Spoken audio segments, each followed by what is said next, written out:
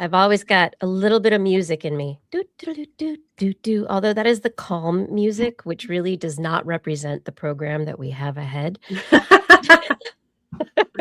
Yeah, it kind of sounds like hold music. La, la, la. It is really hold for 30 seconds while everybody sits and waits for the show to start. Okay, the show is starting in just a couple seconds. So, what is happening now is I'm telling you that this show is live. It's being recorded. The recording will be turned into a podcast. It will be edited. If you like edited things, that is the thing you need to subscribe to. But if you are not a fan of editing and you like it, warts and all, this is where you need to be. So, stick with us because we're going to start the show. Ready? Right, Blair? We good? I am so good. And we've got Elena, our guest tonight. Are you ready? Yeah. Okay. So we're going to get going, everybody. And oh, wait, I have notes. I'm going to do this whole thing. We're going to start in 3, 2. This is TWIS. Episode number 1058, recorded on May 13th, 2026. Unicorns are real. Hey everyone, I'm Dr. Kiki, and tonight on the show, we're going to fill your head with carnivores, cancer cures, and cats. But first, disclaimer. Hantavirus has reared its head, but do not fear its reported spread. The noro is another beast. Not much to do. Just wash your hands and brush your teeth. Will Legionnaires be next in this cruise ship Hall of Fame? And truly, who is to blame? Certainly not you, who buy your berths and then complain about the heat as you dine on crab and sleep like sardines. We'll definitely have thoughts here on This Week in Science. Coming up next. This scrolling takes a long time. Here we go.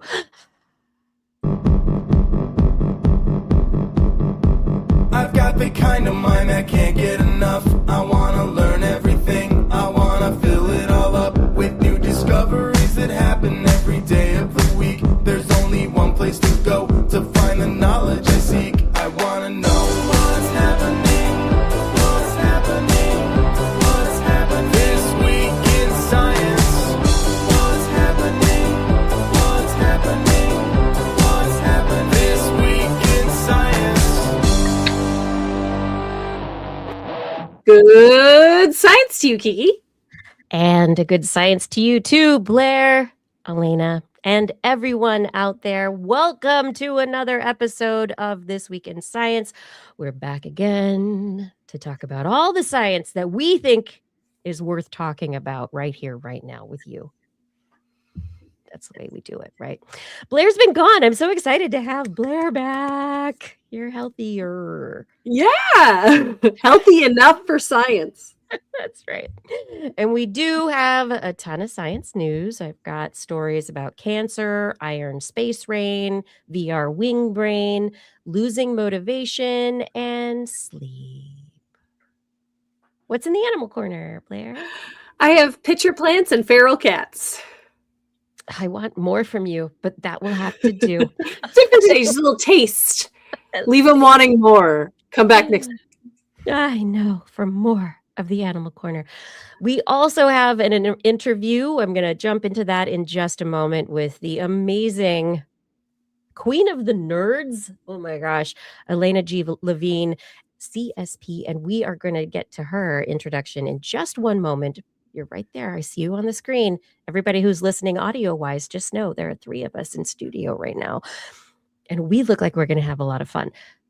But as we jump into the show, I want to remind you that subscribing to the TWIS podcast on your favorite podcast platform, on YouTube, Facebook, or Twitch is going to bring you TWIS each and every week when a new episode is streamed or published. Look for This Week in Science or visit twis.org. All the info is there, but now it's time for the science.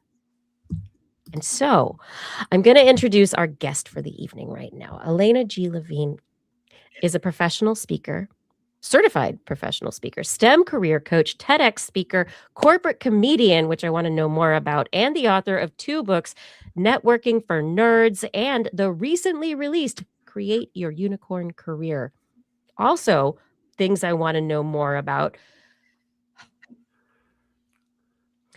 She studied mathematics, Arabic, and Egyptology in Cairo as a U.S. Department of Defense Boren Fellow and holds 2 bachelor's degrees in math and anthropology from the University of Arizona. Without any further ado, Elena, welcome to the show. Thank you so much. I am psyched to be here. Ladies, I think this is going to be an epic event. I really do think so. The energy here right now, it's very exciting. There's a lot going on. Elena, what time zone are you in? I have to know. I am in zoology time zone, epic time zone. No, I'm in Pacific time. So Okay. I've had 7 cups of coffee. I've had 3 cupcakes. So my energy, I know it's a little low, and I apologize for that. Got to ramp it up. Excellent. Gotta ramp it up. This is TWIS. It is. Ramp it up. Let's have fun. Okay.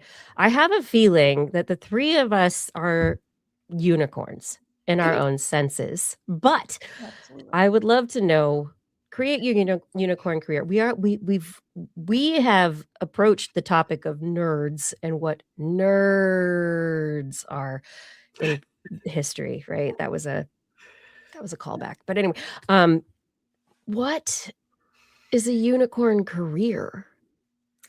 Yes. So I define a unicorn career as a customized, authentic career. It is aligned with your values, so it allows you to be yourself 100% of the time. And it's a career that brings you joy, meaning, and money, because you have got to get paid, because passion is great, but it does not pay the rent.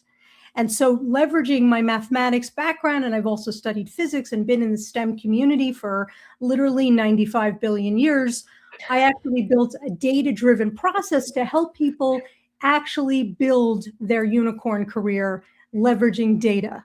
And it's been something that has brought me a lot of joy to be able to share with the community.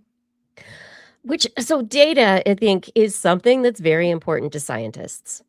Yes. And so is it that approach that makes it something that is, can work for scientists? Have you honed your craft and your help, really, your mentorship, to be able to help those in STEM figure out how to do things? Yeah, the thing is that, when we all have studied science and STEM, and, nowhere in any of my, abstract algebra classes did any professor ever use the word job or resume. We were expected to be a clone of our faculty, of our PIs. When I went to my mathematics advisor and asked him, what else could I do? Thinking that there was going to be an enchanted multiverse of careers with somebody who had studied math, he turned to me and used the word nothing to describe my career prospects. So I saw that there was a very specific pain point, in particular in the STEM fields. We were not getting specific career development curriculum. We were not being told how to actually build a career, how to land a job, how to negotiate, but also how to honor ourselves when we look for professions that make sense for us. So when I thought about this because I've been doing this work for many years, honing this method of helping people to build their unicorn career, it really came down to 3 components. So we look at what I call intrinsic data, which comes from our head and our heart. It's about who we are, not just as a professional, but more importantly, who we are as a human. So it defines our definition of success and meaning and impact. It's our non-negotiables. It's also how much money we want and need, because we don't shame ourselves over money. So it's about intrinsic data from us. We pair that with extrinsic data, which is about the ecosystems, opportunities, organizations, industries, sectors, even career paths and people. We get that primarily from generosity-based networking. And what we're doing as we're engaging with people and talking with them, we're listening for them to describe their pain points. And people will reveal their challenges. If you listen carefully, you hear them describe a deficit that exists in their ecosystem. You realize you have an asset to be able to fill it because you've downloaded your intrinsic data. And that's when we kick in the 3rd component, the bridge of marketing, where even in real time, using your language, I say, oh, that's so interesting. Blair and Kiki, you know, I can help you with this because I have this experience, thus getting access to hidden opportunities. So when I think about data, I'm thinking about a very regimented, almost formulaic framework to help people get data from themselves and the universe so they can understand what works for them. You're making people pay attention to things outside the lab. What? There's something outside the lab? Nobody told me that. What? Do you, I mean, I have many more questions about like how you've built all this and what you're putting together, but do you get pushback? You said the third component is marketing. Yeah. Yeah. Especially in our community, in the STEM community, the word marketing or self-promotion or branding, they have a bad connotation associated. No, you're selling out. You're like not, it's like your favorite artist who sold out to make money as opposed to just being an artist. As a scientist, same. But that artist has to eat, right? That artist has to have shelter. But the thing that I think about when I talk with scientists and engineers is, so first of all, marketing in and of itself is an act of generosity, because what I'm doing is I'm trying to help you understand how I have something that can help you solve a problem. And so if you reframe marketing that way, framing. It is. So it's promoting assets, it's promoting skills and abilities and knowledge and experience that you have that can help to alleviate a problem or solve a problem that somebody has.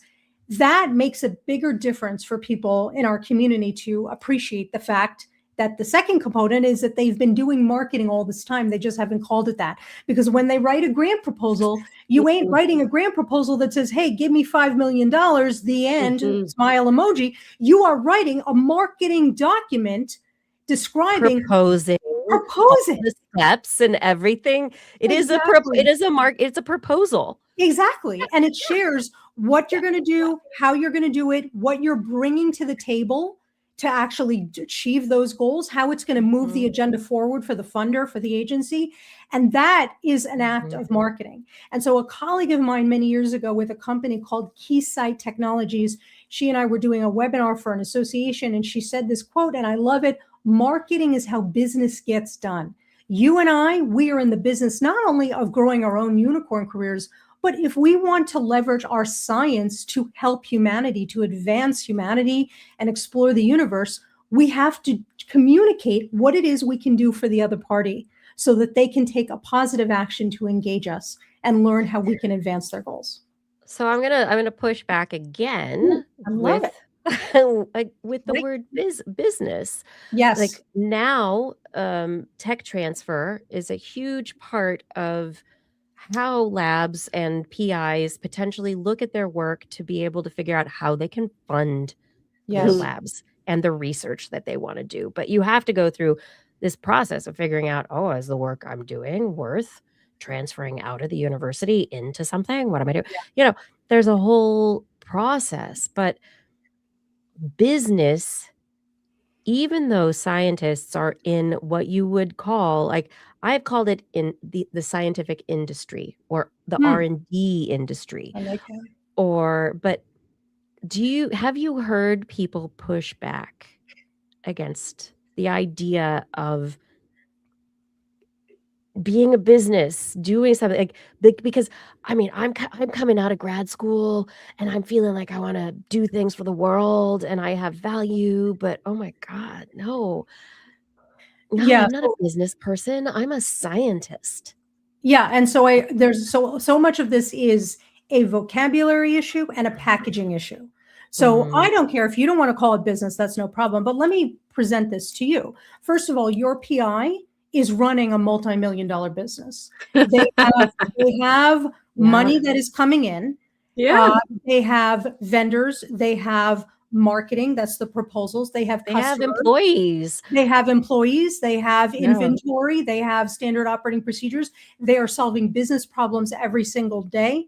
So they are running a business. You are part of a business enterprise. Also, as a scientist in the lab or in a research group, no matter where you are in your career, you are solving business problems every day, all the time. Also, the three of us, we're solving a business problem right now. We are engaging in effective communication so that people understand why they should invest in their careers or why they should support science and support the scientific industry. So everything we do in a certain respect is a business because of the fact that money is involved. And so when you are looking to build your unicorn career and land your unicorn job, whatever it is, whether you're a postdoc, a professor, something else in another enterprise, you are part of a business because there is money involved. You're engaged in a business transaction. The organization that's going to hire you is going to give you money. Business. They're giving you money. They have goals. Yeah. Exactly. So we just let's shine a light on the reality of the situation. And it doesn't mean that you have to use business words every day, but if you want to, particularly those people who want to shift beyond academia for their unicorn careers, you want to make sure you're talking about all the business problems you've solved, all the business skills you've gained, all the business metrics you've achieved, because that's going to give you a competitive advantage. So it's very relevant to think about it this way. I think it's funny that, I've worked a lot with entry-level employees, and I have a lot of experience working with interns, paid interns in particular. Yes. And I'm so passionate about it, partially because these young adults come into often their very first paid job, and they have a lot of idealistic expectations for a workplace or a career. And I love hearing what their aspirations are and trying to figure out, what opportunities there are for them to succeed and make their way towards their goal. But I feel like there's always a little bit of, coming down to earth and breaking some realistic expectations down for that. One of my favorites is I've worked in zoos and now I work in parks, and everyone always says the same thing, which is, well, I don't want to sit at a desk. And it's always like, well, do you want to pay rent? Because eventually you're going to get promoted and you're going to sit at a desk, and there's nothing you can do about that. Like, you could be doing anything and you're eventually going to be sitting at a desk. But what I think is so funny is, particularly in academia, I feel like there's a little bit of a Peter Panification where people can stay in that early part of their career idealistically longer, because they're staying in the lab and in academia longer. And so normally I'm used to talking to like 20, 21, 22-year-olds and having these kind of down-to-earth conversations and setting realistic goals. But if you go straight, you roll right into a PhD program, suddenly you're 26 and you're still expecting that you're going to have this very particular trajectory where you're not going to have to market and you're not going to have to do something that isn't exactly within the pathway of your expected career. And it's so funny to kind of see the duality there of how, particularly in the sciences, some of the brightest people in the world end up having this kind of delayed realization of how to build a career. See, and I think that's such an important point, Blair. And I love your phrase too, Peter Panification. Yeah. It's so good. We've got unicorns and Peter Pan here. Yeah. Jeez. Come on. Love it. Okay, sorry, Elena, keep going. No. I was just going to say, because the thing is that I really talk a lot about networking. And networking, as you both know, is not what can I get, it's what can I give. It's built on the spirit of generosity. And it's about building long-term win-win relationships with people over time and space. The majority of the networking that I do, and I know for both of you as well, it's not going to mixers in person. It's finding people, talking to them on Zooms. Kiki, you and I just did that recently, literally last week. And we were introduced by a colleague, and I saw you perform. Oh my God, you were so good. You did fantastic. Your listeners should know, Blair, I know you know this about her. She did a fantastic job moderating a fireside chat with two leaders in science at the National Academies of Science, Engineering, and Medicine in the fall. And she was on fire, and she was compelling, and she was fun and funny and friendly and warm. And it was a really, really good presentation. And I was just struck by that. And so, that's how networking happens. It doesn't necessarily have to mean that we meet at an event, although we didn't actually meet. We met, but then it was Michael connecting us even further that we're like, we really need to talk more. Exactly. Okay. But the beauty of this type of networking, and it goes to your point, Blair, is that the more conversations I have with people across the ecosystems that might be interesting for me to work in, the more I will get a sense of really what is the day-to-day like for that particular career. I originally was going to be a theoretical astrophysicist. That's why I came to study at the University of Arizona. Yeah. And the reason I was going to be have the best telescopes. They do. Oh, well known for the telescopes. Yes. Oh, I know. I come from New Jersey, New York. That's how we chose the U of A, was for the telescopes. And I get to the U of A and I realize, wait a second, I've never actually talked to a theoretical astrophysicist. I don't know what they do. And I had this vision. I thought that they go around the world looking in telescopes in really cool, awesome, unusual places like Mongolia, and you would look up and you'd see like aliens, and you'd be hanging out with nerds talking about the TWIS paradox all day. That's what I thought a theoretical astrophysicist did. And if I had just taken a moment to talk to, I don't know, one single theoretical astrophysicist, I would find out that was not what they do. And I found out the hard way. And that's why I switched to math. Yeah. Because you got to visit more telescopes. No, I got to visit more telescopes as a mathematician. That's right. I got to go to more exotic locales as a mathematician than I did as a theoretical astrophysicist. Oh, that's hilarious. But the point that this really kind of what both of you have been saying brings me to this next kind of point that I wanted to bring up in the subtitle to your book, which is once again, I'm going to come back to it again, Create Your Unicorn Career. In the subtitle, it says, even in uncertain times. Yes. We have gone from normal-ish after the 2008 financial recession. Yeah. A lot of people went into academia because of the recession. A lot of people ended up starting their own businesses during that time because of the recession. It was a period of rich change. Yeah. And then la-di-da-da-da, lots of things are great. People are flipping houses forever. Everything's good. And then inflation starts going up. And then we ended up here. Okay. And then we had COVID. Yeah. And COVID was the first crisis. And then that ended. And then we had things in an election. And now, for the past year, we have seen over 10,000 people leave science jobs in the U.S. government. Yeah. These are people who need jobs, who need other jobs, who have skills doing lots of things. And so the first thing that I really thought when I saw your In Uncertain Times subtitle was, okay, how can we talk with these people? And what do these people know already? And what do they not know? What do they need to know? So there's first part of the question, which is, how are you approaching these uncertain times? Yeah, it's a really good point. And the thing is that I wonder for both of you, because you both are in unicorn careers as well, how you found your way to your unicorn career and your unicorn job. Because, none of these, very, very rarely is career planning of any kind a linear path. It's very, non-linear. You go through multiple dimensions. You go through this door to another universe. Did you ever learn about the physics idea, the concept of the drunkard's walk?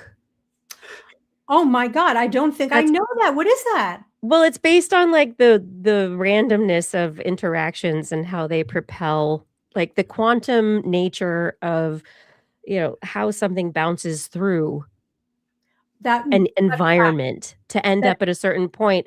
And it's all probability based and whatever, but there was no straight path. And I have explained or described my career path as the drunkard's walk. Yeah, that is stumbling this way and that way. That is the most perfect picture I could ever imagine, because that's exactly what it is. Too often with careers, and we find this also with the STEM fields, it just happened that I passed in front of the gaze, or my gaze passed as some scientist walked in front of me, metaphorically, sharing a particular area of math that I ended up studying more of, right? It was just total luck, total coincidence. I switched from physics and astronomy to math as a major because I ended up in a class, believe it or not, it was DiffEQs, it was differential equations. That's the class that I fell in love with math in, believe it or not. I believe it. You believe it? I did love differentials. So They're few so people love good. DiffEQs. They're so great. Calculus was my favorite subject in all of school. Really? Yes. Oh my God. I was going to major in math and I didn't because I didn't understand. There were no career prospects for me. So I was like, I will do this other thing. Yeah, I love that. Just It's so explains cool. your mind so much, Lynn. I took math for fun in college for a little bit. This makes Undergrad. so much sense. I feel like I'm so vibing with the two of you right now. Like, I love the fact that like you all love differential equations, and math, and calculus. Totally. Oh my gosh! Oh my gosh! Oh my gosh! Oh my gosh! Yeah. So it's just like I guess when I think about careers, it is so much based on luck. But the model that I built for building your unicorn career, it pivots the power back to you. So luck will always be a part of it, but it doesn't have to be the driving factor. Yeah. By networking, by knowing yourself, by effectively communicating your value in the right moments, using the right wording, you can actually get access to what I call the hidden platter of opportunities. So hidden jobs, hidden careers, hidden collaboration opportunities, hidden research projects, whatever they have, hidden fellowships, hidden awards. And so in uncertain times when things are really going bananas, I think that's the official scientific term, we have to make sure that we, number one, for our own mental health, we acknowledge what we have power and control over. And number two, we have to realize that there are way more jobs than there may appear to be.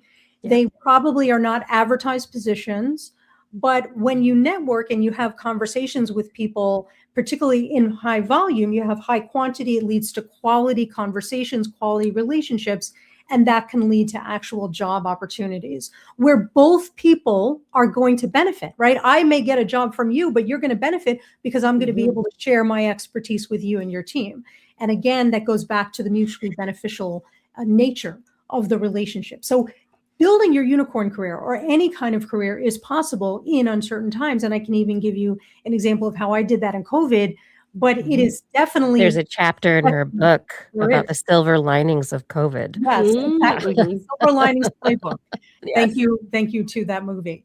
It's that you have a lot more power than you realize. And so in challenging times, this is the moment where you just need to start having conversations human to human. It makes a huge difference. It really does. Yeah.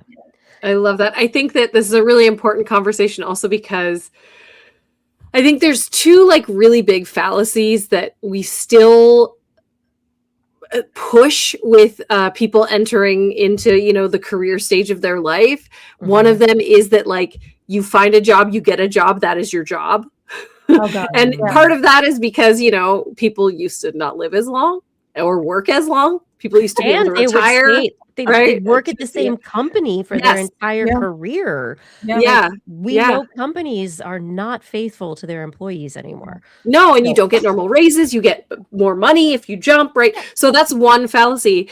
The other one is that, and I immediately lost it. Number two. More tacos. Hold on. It's right there. It's right there. Give me 1 second. So it was that lifelong career is there for the whole time. Oh, got there. That you have to kind of beg for a job, right? So like this is like the constant thing is that, and you know, companies benefit from this. So it makes sense that it's still kind of the promoted narrative is that you interview for a job or you apply for a job and you are essentially like you're marketing yourself, but you're saying, please hire me. Yeah. Instead of this is what hungry, I have to offer you're needy. You. Yes. There's and that follows you into your career. So many people, they get a job and they are constantly fighting to prove that they deserve it instead of showing what they have to provide and why everyone around them should be privileged to have them. Exactly. Right? Exactly. And I think that fallacy is too early. We need PIs, we need our educational institutions, our mentors to be more open to the idea of helping people guide them through the pre-career stage so that they know that I get it. You need to be paid. I get it. You need a job, but they need your expertise to advance their goals too. But within science, this is a huge problem because internships, TA-ships, working in a lab, everything that you do from undergrad to get the experience into graduate school as a graduate student in somebody's lab so often, and then into postdocs even. Yeah. You are carrying, and I'm going to say trauma because it is years of mistreatment. Yes. A few individuals, a small percentage of researchers who are PIs and their students are really, the PIs know how to treat people and they know what they're doing and they do it well. But because PIs get into their jobs without any training, there you go. They don't know how to manage in the first place. And then they are trained in the field as begging for money. So they're constantly pushing and trying and doing things. They're treating everyone beneath them as just lucky to get scraps. Exactly. And it is a perpetuating cycle that is not going to get fixed. And so that when people are trying to leave academia, you're dealing with damaged psyches. There's a reason imposter syndrome is a huge deal in science. Yes. Yeah. Yep. Absolutely. That's in the zoo field too. I mean, like everyone I know who used to work at a zoo, who then went to work literally anywhere else, they're like, they're so damaged. Like every time they're praised, they're like, are you sure it's good enough? Because you're constantly told there are hundreds of people who want your job. You should be lucky to be here. Yeah. Just like, yeah. A million girls would kill for your job. Yes. If you're not doing enough, you're just I'll get rid of you. You're a cog, right? And so what does that do to a person? Yeah. And it traumatizes them. And exactly how you described it is exactly what it is. And it gives rise to a series of creatures, zoologically speaking, in academia and in science. We find them in other ecosystems too. It's not limited just to this community. For sure. But I call the science is special. Yeah, but it is because there is an insulated element to it, and it's begetting the next generation. So we have zombies, haters, pigs, and jerks. Those are the 4 classifications of creatures that I have written about in academia and in science. And zombies are the worst. But the good news is that you watch any zombie movie, it is a documentary. If you think your PI is a zombie, watch a zombie movie and then you'll know for sure. Because a zombie PI or a zombie boss or a zombie colleague, all they want to do is see a bright, shiny brain like yours, and they want to eat that brain. They don't think logically. They don't think if I malign their reputation, it's going to be on me because my name is on the paper too. They don't think that way. They just see somebody ambitious and smart and enthusiastic, and they have to eat that energy to survive. And there's so many stories of graduate students who aren't allowed to finish their PhD because they haven't published another paper or, there's the way it works. But what you just said, those characters, Blair, Elena, I really want you both to work together and create some kind of a board game, card game, D&D style. Like, can we do this? Like, I think we definitely need. And Blair, I was going to say, we also need to write a paper about this. And like, is it called taxonomy? It's the taxonomic system of like where the zombies, haters, pigs, and jerks would be. So So let's hear the rest of them. So there's the zombies who eat the brains. Right. Yeah. Okay. Haters. And then there's the haters. Haters are also very easy to spot because they use language like you shouldn't, you can't, nobody's ever done that. Like I had advisors. Nobody's ever done that. Yeah. They were like, one guy I interviewed for a job and he said, I didn't get it. And he actually gave me feedback. And he said, Elaine, at some point, you're going to have to decide whether you want to be a speaker, a writer, an editor, or an event planner, but you can't do all those things. And so I checked my notes to see if I did all those things, would there be a rip in the space-time continuum? And my data showed that there would not be a rip in the space-time continuum. And that's how I knew this guy was a hater. Because they also see brilliance, they see talent, they see enthusiasm. And what they see in there is actually a mirror to themselves of their own regrets, their own shame, their own trauma. That they I have didn't not do been this, willing so to you work with. can't. Exactly. So I they're never just not tried going to- it. I was afraid. You can't. Yeah. Yeah, exactly. So I'm just going to throw my own self-hatred onto you.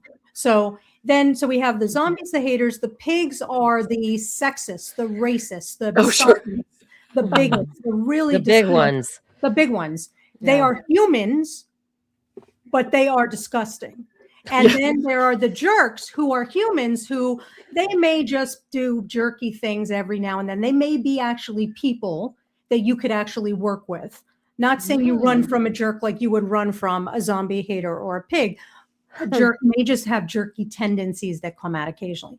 Doesn't necessarily mean that you can't not work with them, but it also means that you just have to be careful. So many years ago, And I it wrote doesn't about necessarily mean that they might not learn to be yes, not exactly. a jerk at some point.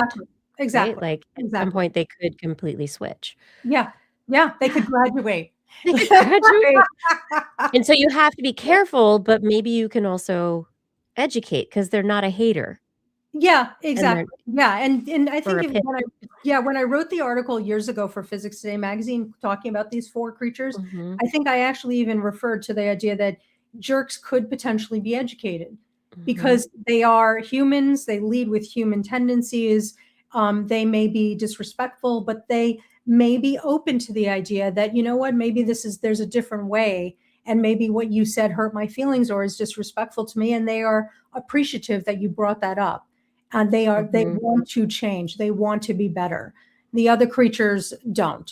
And so, there's and that's a huge difference. Yes, exactly. I mean, and especially when you take your taxonomy and put it onto other taxonomies that different people have created within science or culture for different reasons, it ties in well with there are people who are allies. There are people who think they're allies. Yeah. But there's a lot of places where some people want to grow, they just don't know that they're a jerk. Yeah. They are receptive to the idea to having a light shined on them that they could be better. And they want to be better. They truly want to be better. So we've gone into this, cultural side of science and, it really is cultural, like how, it can go deep and we have not gone that deep, but, so mysterious. I know. From COVID, you had your own silver linings playbook because you were able to notice the gaps, the needs, and where you could fill those things in the moment. And you were also equipped to be able to act on it, which I think is very important. And how now, brown cow, no, how now with where we are, it's different. Like in COVID, it was this kind of easy. I'm going to say air quotes here that audio audience can't see, but it went from this world of a few people knew how to do Zoom, Skype, voice over IP calls, live streaming, make webinars, do these things. Like I'd been doing them for a long time. You'd been doing, you know what you were doing. These things were things that we could do for people. Yeah. And we could help people learn how to do it faster, right? Yeah. Like, oh, you don't know how to use Zoom? Let me teach you. Yep. Or you don't know how to do a webinar and you want to do a lab meeting? Let me teach you. It was a moment. Yeah. Where we are now is different. And do you have any advice? And I'm sure like you wrote the book and the intro and the preface is a separate piece from writing the book itself. But do you have any advice for these uncertain times, which are so serious? Yeah, I do. So a couple of things. So first of all, that you're right that this is different from COVID. This is different from the recession. This is different from X, Y, and Z, but yet there are some similarities. And so the biggest similarity is that we are all suffering. there is a lot of pain that humans are dealing with. Same. And Yep. in particular we're recording this in the United States of America. In the United States, with every policy change that's happened over the last year and a half, we are in pain. And so the idea that if I'm in pain and you're in pain, what if we came together and started to see how we could help each other in this moment? Not only is that helpful for actually identifying true ways forward, true collaboration opportunities, like literally what we're doing right now, true opportunities for other types of jobs and career advancement. But honestly, it's also critical for our mental health, right? So in the middle of a crisis, that's when your mental health takes its biggest dive. And so anything you can do to fortify it is what's going to help you navigate this moment with just the teeniest, tiniest little nano bit more of strength that you need to be able to take your next breath, your next step, your next moment. And that is incredibly valuable that you can gain that from just talking to another human. So much of what we learned from COVID, where we did lots and lots of Zoom networking, we can use that same playbook right now to do a lot of networking. And I'm doing it right now. My business changed significantly over the last year and a half. And I'm still doing my networking and I'm still doing my marketing because I want to see how I can help the community. And being a part and serving is so important. I agree with this and I believe in this. But since COVID, Zoom fatigue, the digital fatigue is really real. And I'd love to know what you're doing. That are you meeting more in person? Is your, everybody's Zoom time has decreased a bit, but like, are you thinking about the formats or the modalities differently? So what I'm finding, so I still use Zoom for webinars, but I still use Zoom primarily as my primary way of having calls with people. And so generally speaking, what I do when I reach out to people, and I even encourage people to do this in my book, and when I talk about this on the stage, I share this as well. I ask people, can we have a 15-minute Zoom coffee, quote unquote, with the air quotes communicated to the listeners. And I say 15 minutes specifically because I'm only going to take 15 minutes of your time. And what I do is in my calendar, I actually set it for 30 minutes of my calendar time. But for you, I'm saying, let's meet for 15 minutes. And then at 14 minutes or so, I'll look at the clock and I'll say, just say, hey, do you have more time? Exactly. I want to, I want to be respectful of your time. And oftentimes people will say, I have another 10 minutes. Let's keep going. And so we still have time together. But we don't, I'm not like saying, can we book a meeting for an hour? Because I don't want to be in an hour meeting and I know you don't want to either. So it's 15 minutes. That's unless we're going to really have a good time together or get some stuff done. An hour's a long time. Or in the best podcast ever, TWIS, then we can be here for 4 hours, y'all. Well, it's happened. You don't know. I believe it. So I'm not seeing as much Zoom fatigue in terms of the communication aspect of it. There definitely has been a drop off on like the number of people who attend webinars over the last 5 years, which is not surprising. So that means that as speakers, and I know you appreciate this too, we have to up our engagement game. We have to up our energy. We have to have activities. There has to be other ways of reaching our learners so that they can be engaged in the diverse learning journey if we're giving a workshop via a webinar, via a Zoom event. Yeah, I feel like it actually is a moment where people who facilitate these things really need to step up and not just let it be like the same old one-way communication webinar style, right?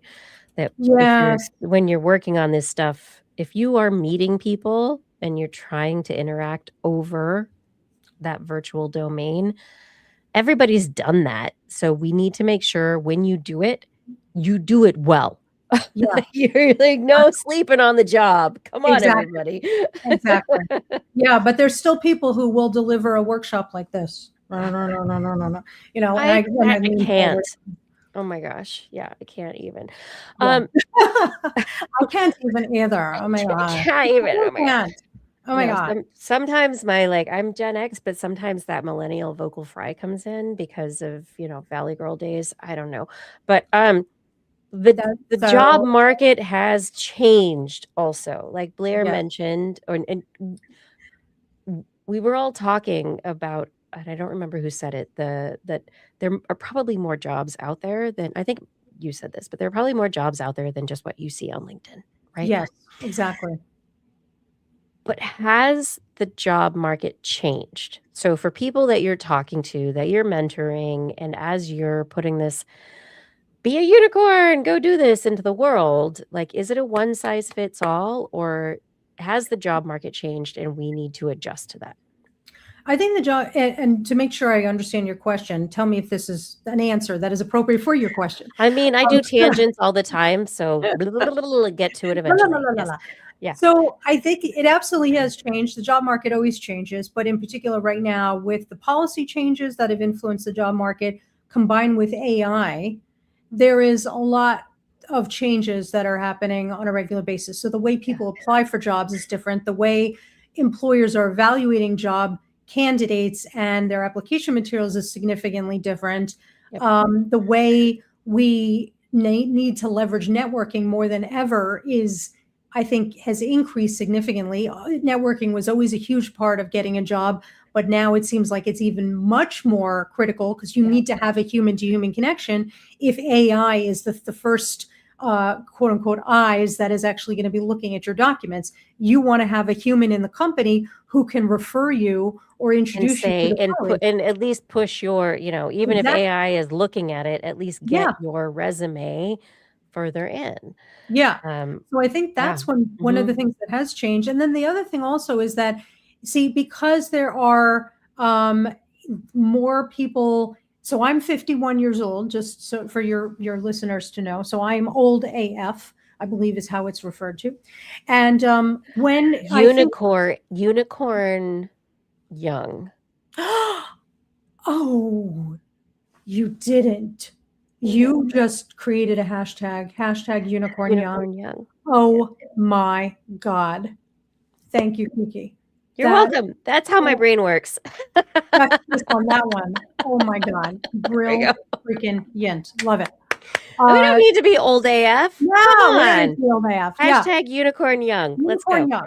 So we're all unicorn young here. And Mhm. but I do think about the idea that like when I was in college, when my advisors, they approached jobs, they approached being PIs, they approached being mentors differently than a newer generation that's gone through an appreciation of what it's like to be in a workplace where you're not harassed all the time, or where you're paid appropriately, or where there's an appropriate work-life balance and you can be Yeah. a parent and you're not shamed for being a parent. Like there are things that have happened that have changed in the working world, in particular in the United States and more broadly across science, across other nations too, that has changed the Globally. way Yeah.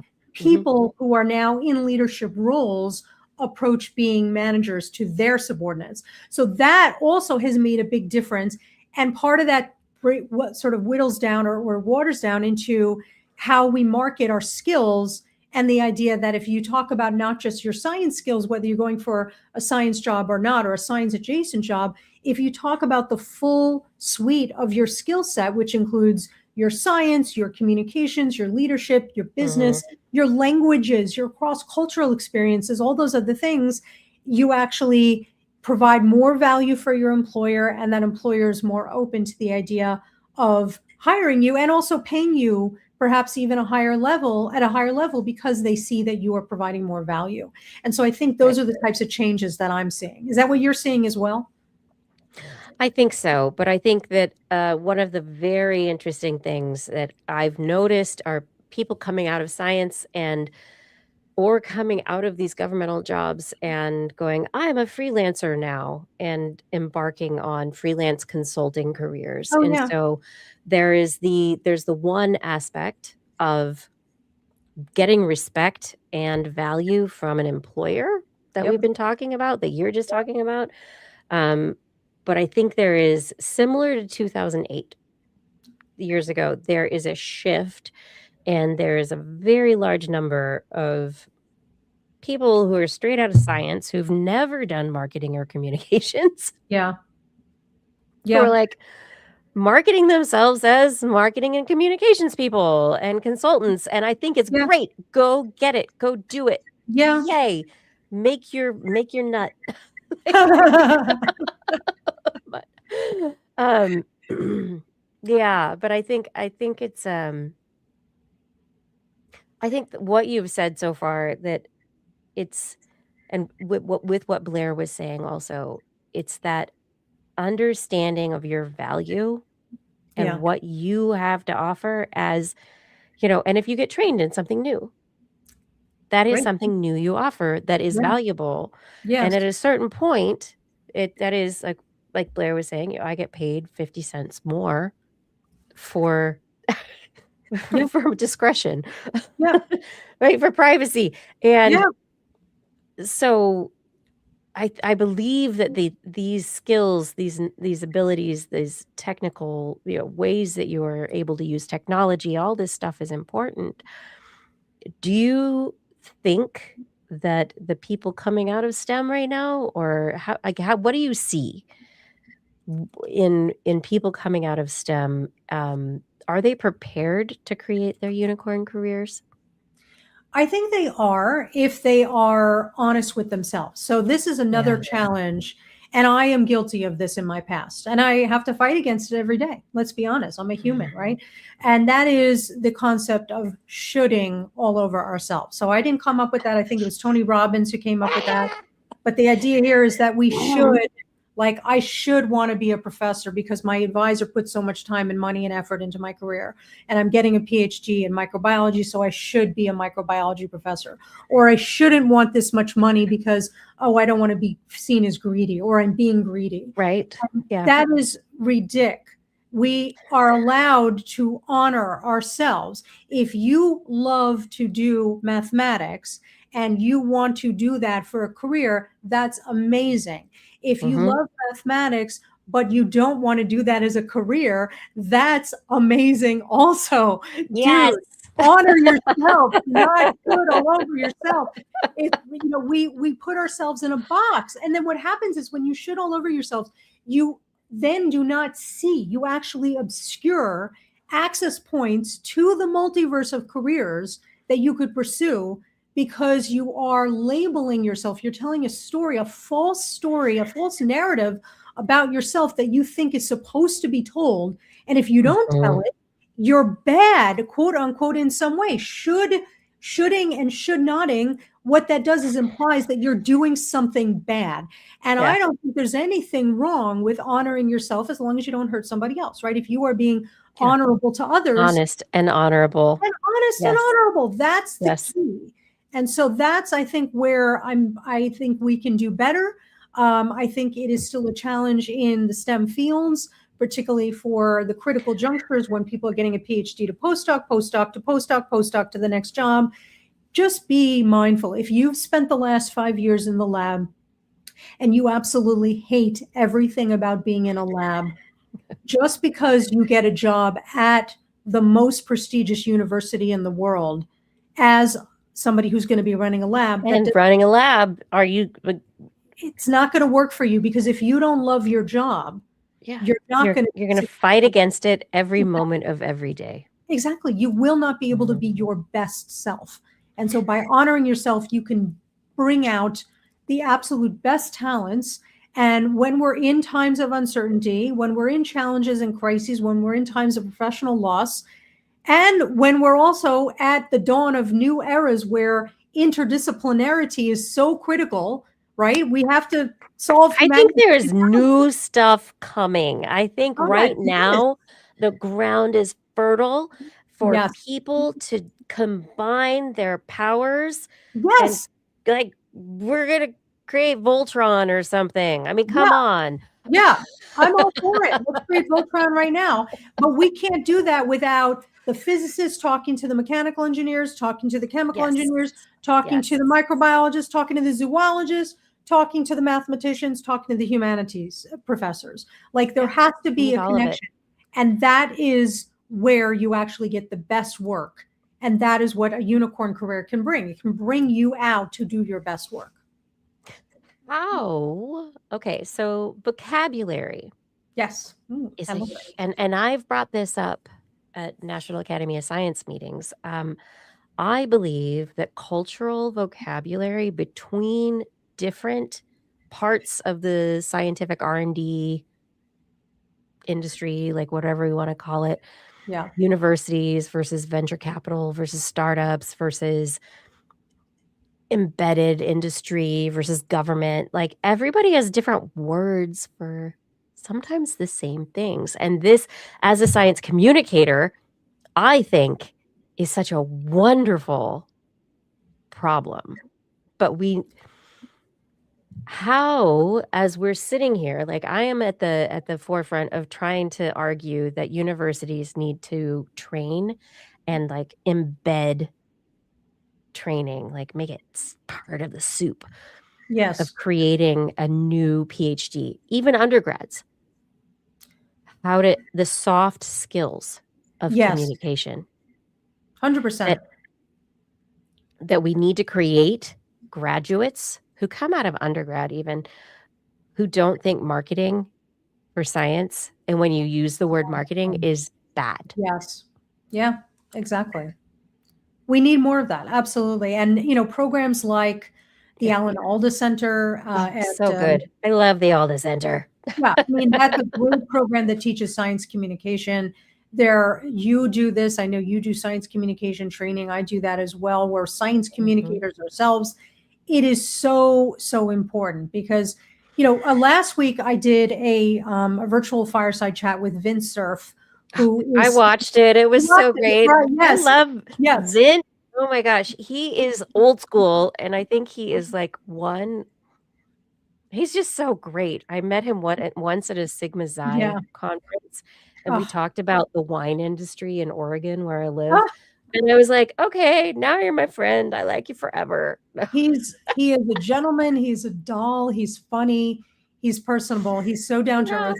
So for your listeners, Vince Cerf, as many of you probably know, is considered to be a father of the internet. He was he and Bob Kahn invented the protocols that actually power the internet, essentially. He's a VP and the chief internet evangelist at Google.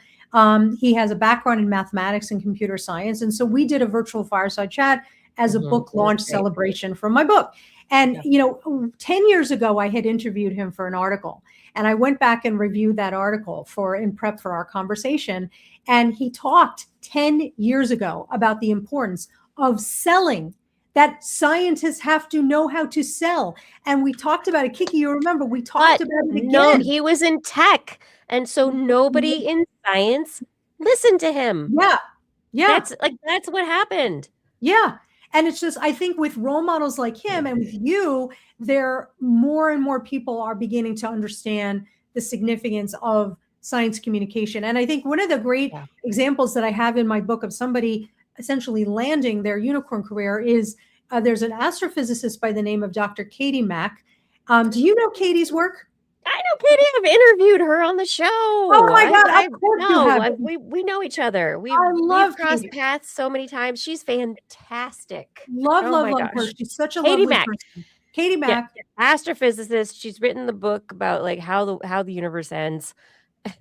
Yeah, it's like how it ends, astrophysically speaking, or something like that. So that's Brilliant science communicator. And she's working in Canada. Yes. Right? At the Perimeter Institute. At the Perimeter Institute. Yeah. Which she has, like, honestly, if I were a physicist, I would be so jealous of her because that is like the ultimate position in like for me, like if I had stayed in science, like to me, that seems like the freaking ultimate position that a scientist could take. Not only that, Kiki, but she's a great communicator.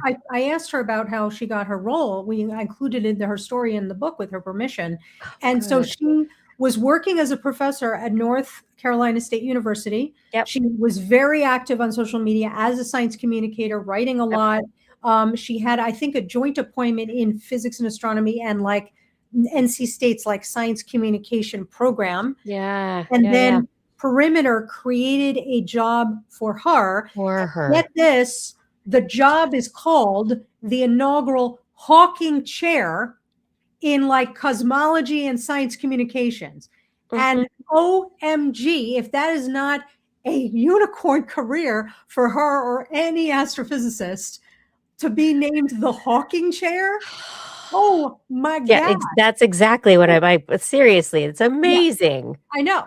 But she was able to do that because she was communicating her value over time with this team. They saw that it would be valuable for her to join them. Join them together. They collaborated and they essentially created this role for her. And it's just the perfect marriage. It's the perfect marriage. So in biology, there's gosh, I'm blanking because my brain doesn't remember names anymore. There's another biologist scientist who has a similar kind of position, but within like biology or chemistry. Kate the chemist. That's who it is. Kate the chemist at Notre Dame.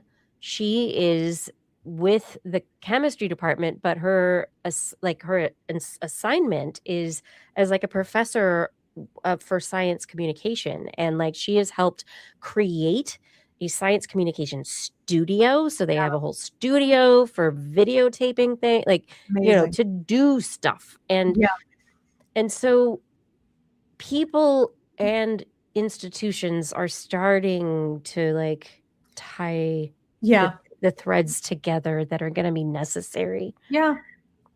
There's so much more to do, but gosh, I mean, I love Katie Mack. She's fabulous. She's fabulous. Yeah, just that's the end right there. Just fabulous.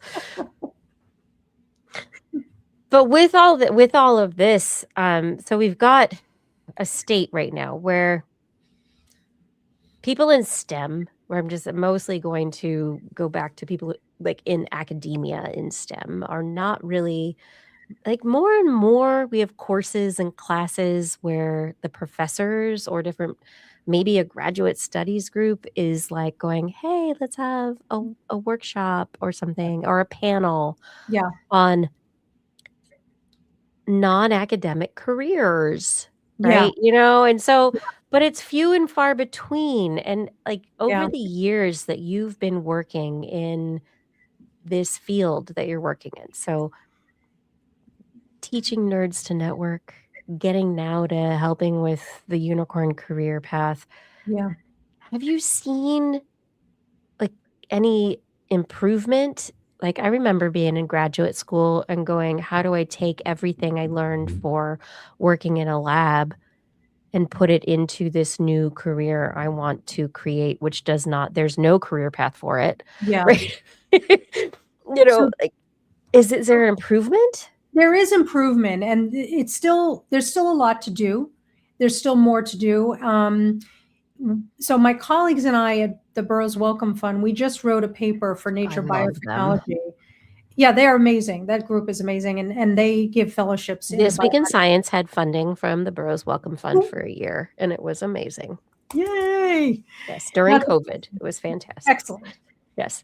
So we worked on a project on faculty career development, so helping scientists build faculty careers, and then we wrote up our work in a paper in Nature Biotechnology, and we talked about the idea that there still is a great gap in STEM education at the higher levels, so at graduate level and even at postdoc level, that is institutional in the sense that you see it across the board that everybody is offering career curriculum.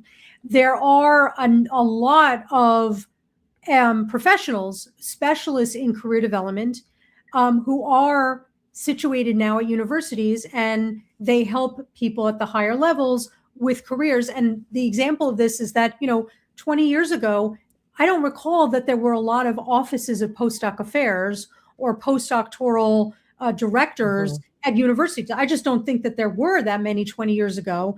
But in the last 15 years in particular, we're seeing more of that. This has really been pushed by the National Postdoctoral Association. They are a really great organization that advocates for postdocs, and they bring together people who work in the postdoc career development space to give them insight and information so that they can serve their postdocs better. So I do think that there's a change, but as we noted in our paper, there's just not enough across the board. So that means that there's more opportunity to be able to serve these communities, which means the PIs absolutely have an opportunity. But I also recognize they feel that they're under the gun. They have a lot to do. They have more to do with less resources. So I recognize that this is a challenge, but I do think that there are opportunities to improve. Yeah. I mean, I just keep coming back to the big overarching question of, like universities would not be where they are academically, like with the research, everything. Like it's this, it's a feedback cycle. Yeah. Right. They get researchers get grants, they get grants, they get money, they get publications, they get credibility and reputation. And then the universities grow. Yeah.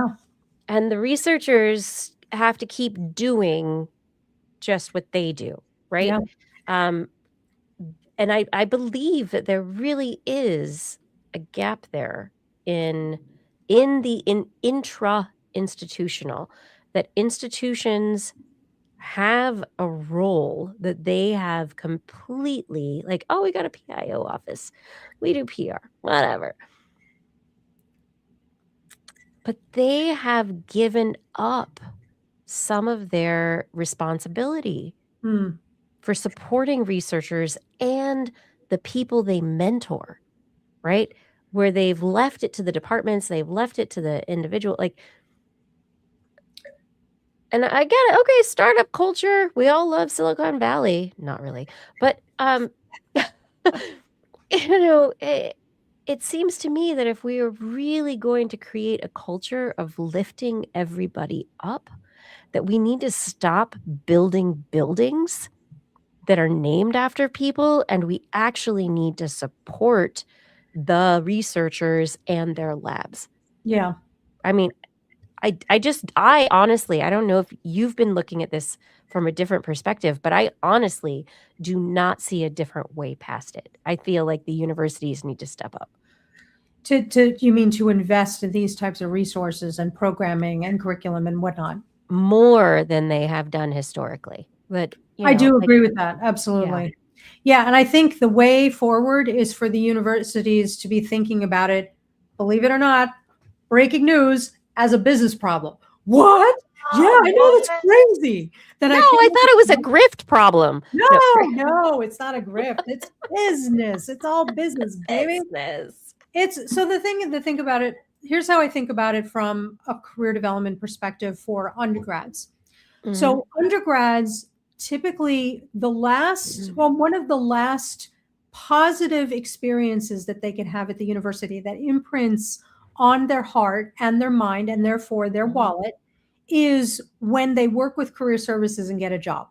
So when they graduate from the university and they graduate with a job, they remember that the university not only gave them a degree, not only gave them fun, but gave them money, gave them a job that started their career.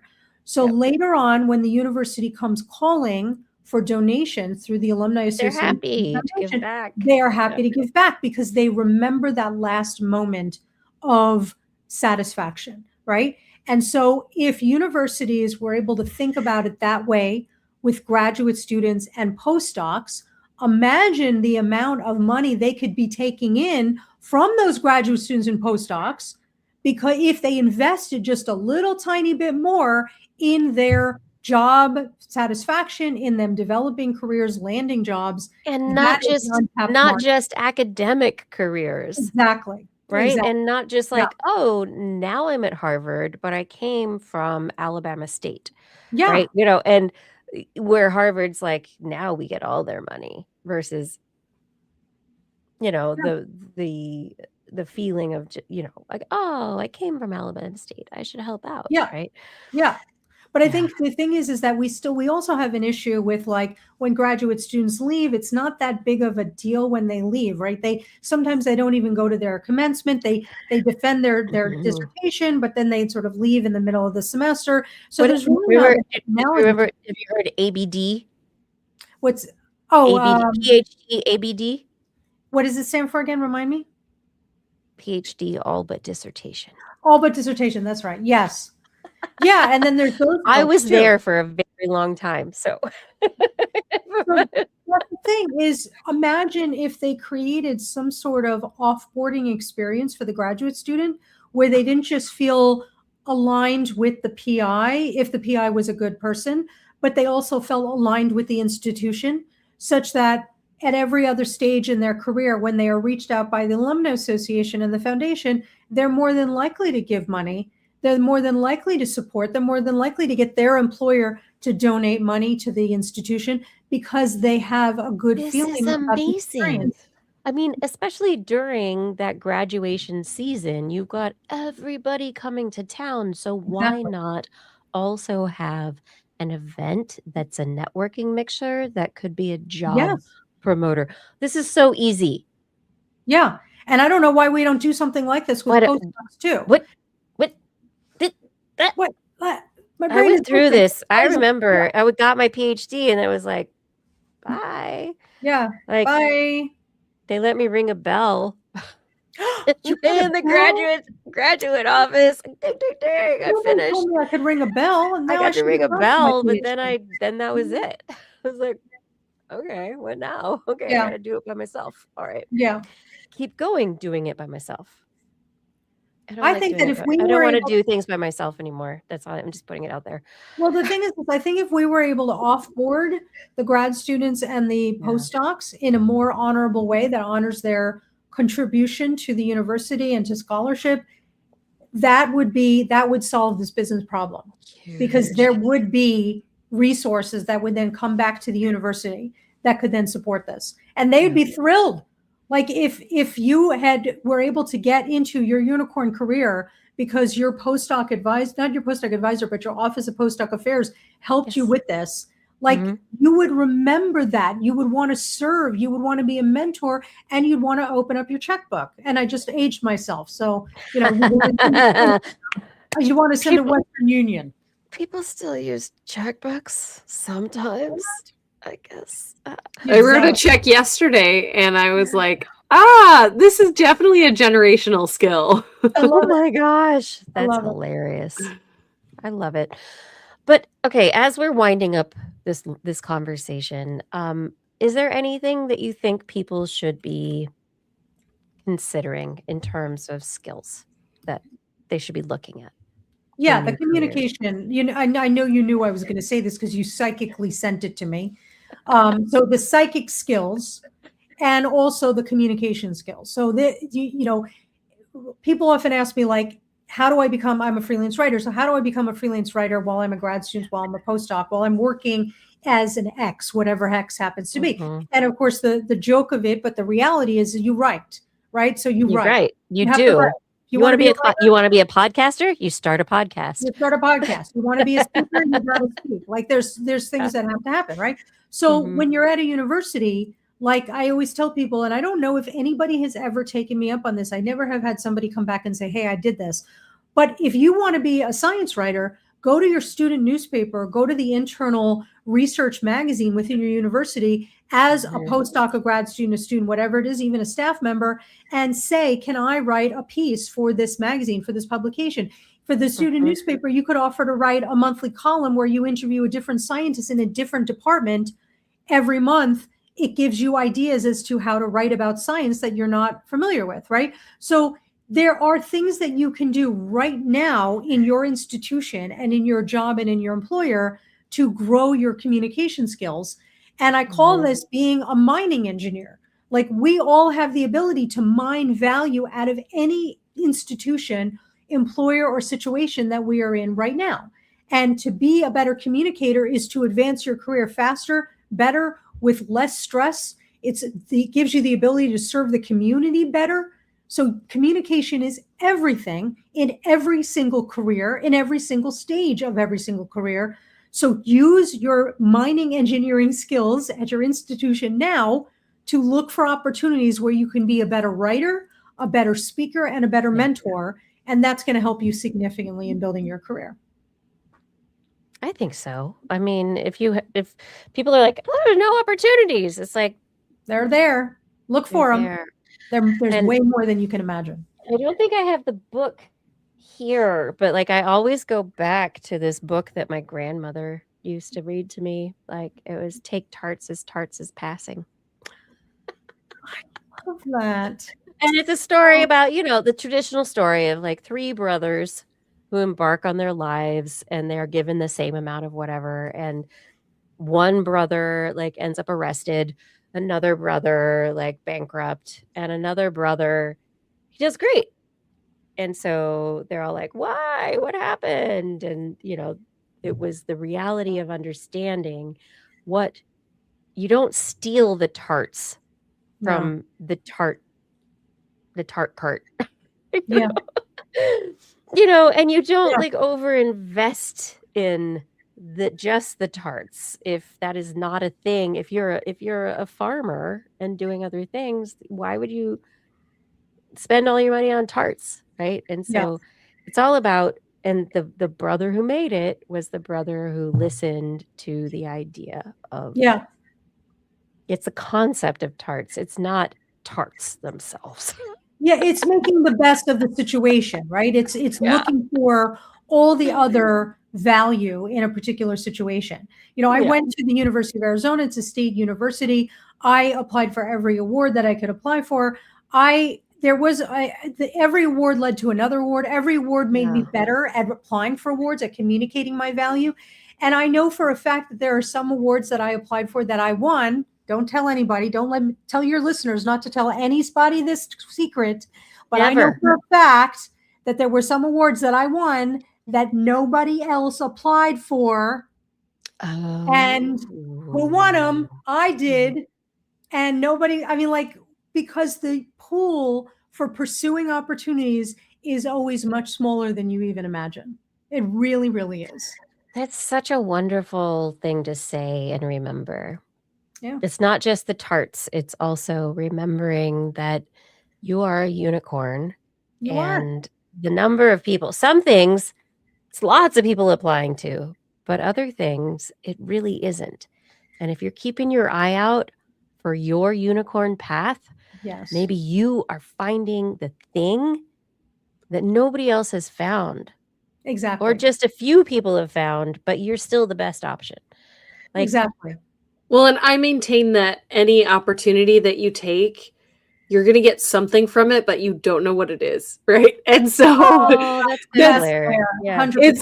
it's absolutely, this is the advice I always give people too, is like, that job doesn't sound like a perfect fit for where you're trying to go. Who cares? You'll learn something. You'll learn what kind of boss you like to have, or what kind of boss you don't like to have, or what kind of work you like to do, or what kind of work you don't like to do, or what you're good at, or the type of feedback you like, or there's any number of things that you could learn from a given experience that helps turn you into the person that you become. And maybe you apply to be an intern on a podcast because you're zookeeping and you're not using the scientific part of your brain. And then 20 years later, here you are, you never know what weird thing you apply to that could completely alter the trajectory of your life because there's something to take from it.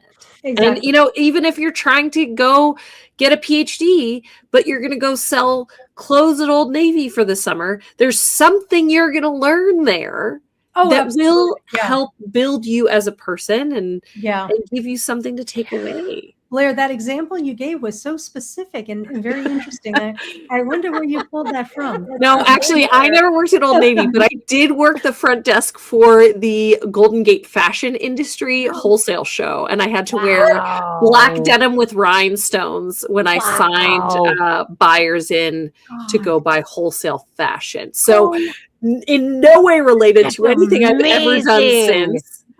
But that is the most exciting thing I've heard. Who I am as a person. I had written an article many years ago about a scientist who I think she worked as a toxicologist for like a major company, but on the weekends she worked at the Kate Spade store because she loved fashion, she loved retail, and she was the best I think she was the best saleswoman in the store. She just loved it, but it also made her better as a scientist. It made her better over here at her other job that she had. there's value in everything that we do.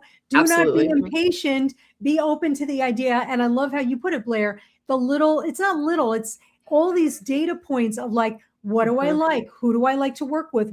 How do I like deadlines? What kind of environment do I want to work in? All of that you get if you are cognizant of it. And that's part of what I teach, is like how to be aware of those opportunities for data collection in the moment, so you can begin formulating a unicorn career goal and path for yourself that makes sense for you. Yeah. That's awesome. I think it's fantastic. I mean, yeah, one of the things I try to say to people also is, in that data collection, I don't refer to it as data collection, but maybe I will now. But like the idea, if you're going to interview for a job, don't worry about the outcome. Like Blair was saying earlier about being needy. It's your opportunity to interview them as well. And so, oh my gosh, like, yes. they're not just interviewing you. It's not Yes. you're on the hot seat. Yep. You have an appointment with them to ask your questions as well. Yeah. And the way they ask you questions, the way they respond to you, everything gives you data Yeah, to exactly. know whether or not this is even a job that you would like. Yeah. Red flag. Right. People get so uncomfortable when I say this, but I tell them that interviewing for jobs is like dating. 100% it is. You're not gonna like sometimes people hate it when I say it, but it totally is. Also, because if you're jumping back into the dating pool, usually the first few dates that you have are a little awkward and rusty and weird. Yeah. You don't want to have that very first date with your dream person. Yeah. Oh, good. Well said. It's the same thing. When I was Well graduating from the University of Arizona, I figured out, I went to a job fair and I realized I want to go work for Intel Corporation. I knew they had a booth at the job fair. So I did not start at the Intel booth when I walked into the job fair. I started with other places.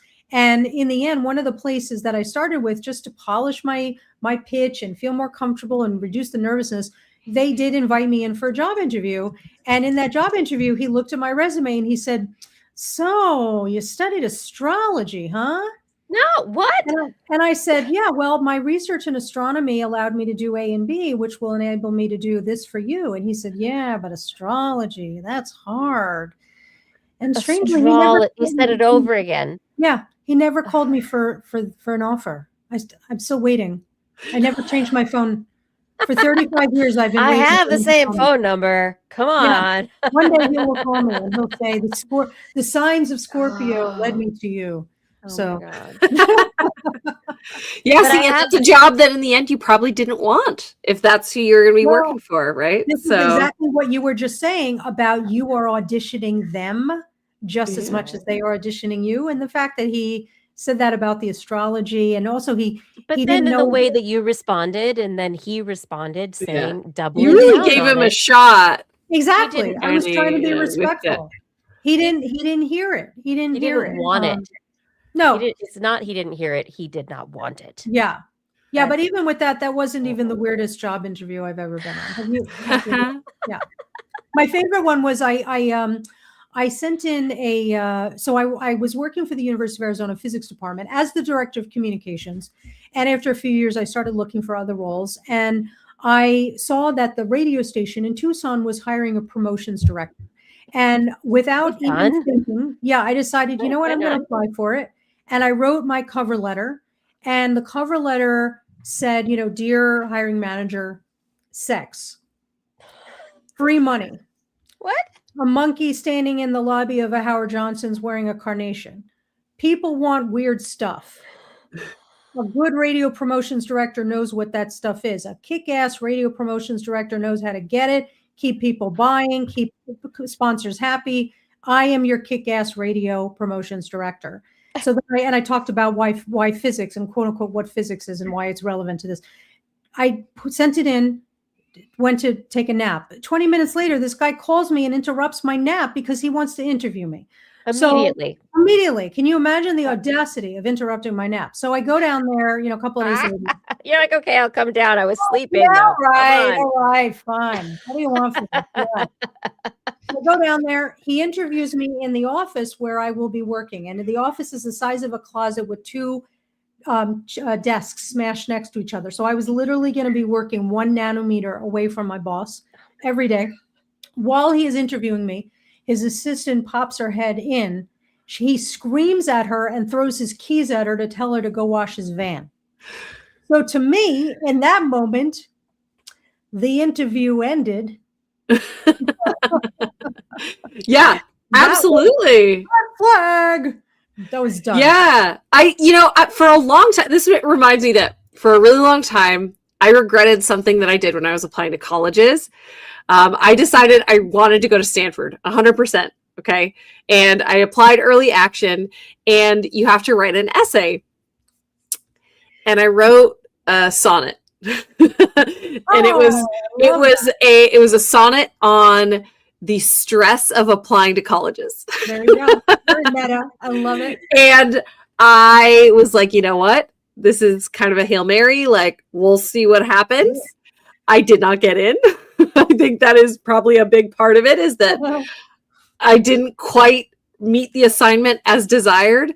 And for a long time, I regretted it. I was like, that was the wrong call. Like, oh, I shouldn't have. And to this now, looking back on it, I'm like, nah, that was the right call. Because if they didn't want that, then I didn't want to be there. Exactly. That is uber creative. They should have at least called you and said, that was really smart. We want to just chat with you because nobody else wrote a sonnet. And P.S., nobody here knows what a sonnet is. So we still want to have a conversation with you about that. I mean, that is really smart. But I'm so glad that you figured that out for yourself, that like maybe this wasn't the right place for you. Yeah, no, absolutely. I think that, kind of back to one of the things that I said earlier about how, we live longer, we change careers. Things are different now than they were a couple generations ago. I think that, I keep, for a very long time, even up to my last career transition, just, last year, I think that I was still trying to make sense of it and to try to look at it as a career path. And now it's a journey to me. I am Odysseus. I am on the ocean. Like, I'm stopping at this island and battling a cyclops. Then I'm going to go over there and talk to some sirens and try not to turn into a pig. And then I'm just going to, I'm continuing on my journey. And it's some of the legs of the journey will be very long and very fulfilling, and some of the legs will be shorter and scary or unpleasant, and they're connected, but they don't have to be linear. And I think that is definitely part of what I've been trying to figure out, because I love that you said at the beginning, you're looking for of course money, but you're looking for, what was the other things you said? Joy, right? Joy and meaning. So I think you have to also recognize that there are different times in your life when you have to lean on different legs in different amounts. Yeah. And I think that's the other thing that's like been super hard for me to figure out in the last 5-10 years of my career is, this is the season, this is the phase that I'm going to lean on this one leg, and this is the season or phase that I'm going to lean on this other leg. Yeah. But I think you're dead on. You have the money always is going to have to be part of it, and sometimes it needs to be more than other things. Yeah. But there has to be some of those other pieces, and if you don't have them, you got to go. Yeah, exactly. You just go, get away. And what you just said reminded me of this idea that, like, the reality is our building your unicorn career is actually not the real goal. The real goal is building what I call your unicorn life. So that's the larger system that encompasses your unicorn career, your unicorn finances, your unicorn relationships, and dogs and cats and iguanas and kids and parents and hobbies and faith and fitness and all the arts, all the things, and retirement, all the things that make you a human. That is actually the goal. And so the same method, the same model and framework that I built for building your unicorn career, the absolute awesomest benefit of doing this work is that you actually get more clarity on what your unicorn life can be and how your career can fit into it. So like if you need time to run, that's me, I'm talking about myself right now. I need time to run. I'm a runner. That means that I would not be able to thrive in a job that was 150 hours a week where I would not have time to run, right? So that gives me power in making career decisions, knowing what is a priority in my life. It also enables me to have appropriate work-life balance for myself based on what my specifications are. And so the goal really is understanding who you are so you can build a life that includes your job, your career, and all these other things that enable you to have the life that makes sense for you. We have kept you here so late. What time is it? Is it 4 o'clock in the morning? Yeah, oh my gosh. totally. Yeah, basically. Literally 4 o'clock in the, well, no, it's not literally. It's oh, this has been so fabulous. Thank you so much for the opportunity to talk with you both. It's been just wonderful to chat with you, like for a really long, like an extended interview tonight. It's been fantastic. I love it. Yeah. Elena, where can people find you and your books? Like, where would you like people to go? So people can, first of all, everybody is welcome to connect with me on LinkedIn. My LinkedIn is Elena G. Levine. Super easy to find me. I'm also on the gram. I don't know. Do people still say that? I'm on the gram at Elena G. Levine also. You can buy my book. If you have liner, do you have notes, show notes that you publish with your podcast? I can't remember. I do. Okay. Yes. So I'm going to give all of your listeners a code so they can go to my website and download the e-reader version of my book, and you can save $5. With that, you could also buy my book on Amazon, Create Your Unicorn Career. So if you scroll down just a little bit, you'll see the link down just below that. There it is. You'll click that, and I'll give your listeners a code. I think it's Unicorn Client 5. It gets you $5 off, but I'll make sure that that's what that is. And you are all welcome also to take a look at my website. If you're interested in career coaching, you can book a meeting with me and we can chat about your career. If you just want to chat, you can also book a meeting with me. But I highly encourage people to follow me on LinkedIn because that's where I send out a lot of my free career planning resources and events. I follow you on LinkedIn. Woo-woo! And guess who I follow on LinkedIn? I find it very, very elucidating. I get to know all sorts of things thanks to you. Thank you. Yeah, I was very excited. I came across the announcement of your interview with Vince Cerf and other things. I love it when the universe works that way, bringing people together. Yeah. So, Elena, thank you so much for your time tonight, for your thoughtful answers, interaction in the conversation. And we're going to make sure to put all the links on our website and get our listeners the code so that everybody can get a discount if they would like a copy of your book. Thank you. Thank you so much. Such a pleasure to meet you both and to work with you both. Thank you for this opportunity. Can we twist and shout? Twist and shout? Right? So we have we could put a little music on as your outro. Is that what you want? Like a little bit of like little bit. Thank you for being here, Elena. Kind of mind that can't get enough. We can't get enough. Everything. I wanna fill it all up. Thank you for being here. Discoveries that happen every day of the week. There's only one place to go to find the knowledge you seek. I wanna know what's happening. What's happening? What's happening this week in science? What's happening? What's happening? What's happening this week? I like her outro. That was great. I liked giving her an outro. That was fun. I knew she would be fun. I knew it. Yes. Blair. Yes. We are very rapidly running up on your 10 o'clock out time. Also, check your mic connections. You're a little bit buzzy. What happened? You weren't at the beginning, but you sound a little buzzy to me. Little buzzy bees. Thank you. Yeah. Scarlet. Okay. You sound good now.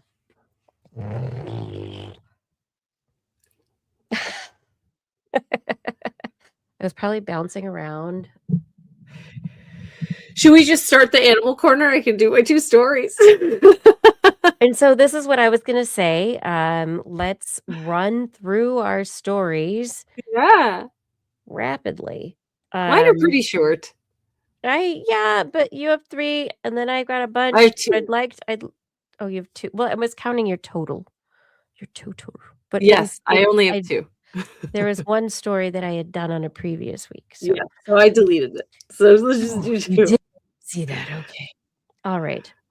So anyway, we're coming back now, Rachel. This is hopefully edited out in the podcast part of the show. Yeah, that would be good. Never turn your back on a unicorn. That's right.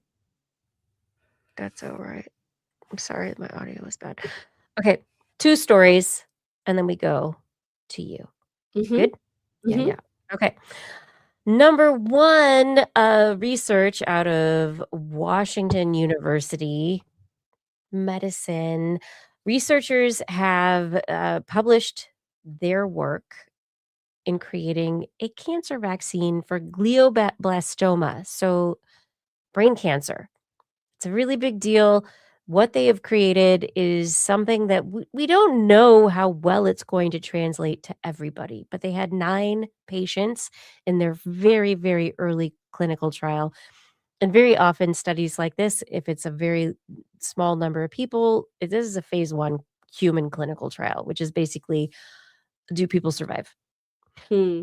In this study, not only did people survive, 2/3 of the patients lived for 6 months after the application of their DNA vaccine that they used. Normally, the survival rate at 6 months is only 40%.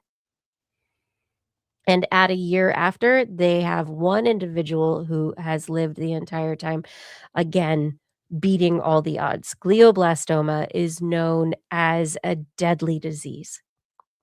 Brain cancer is not something that people survive.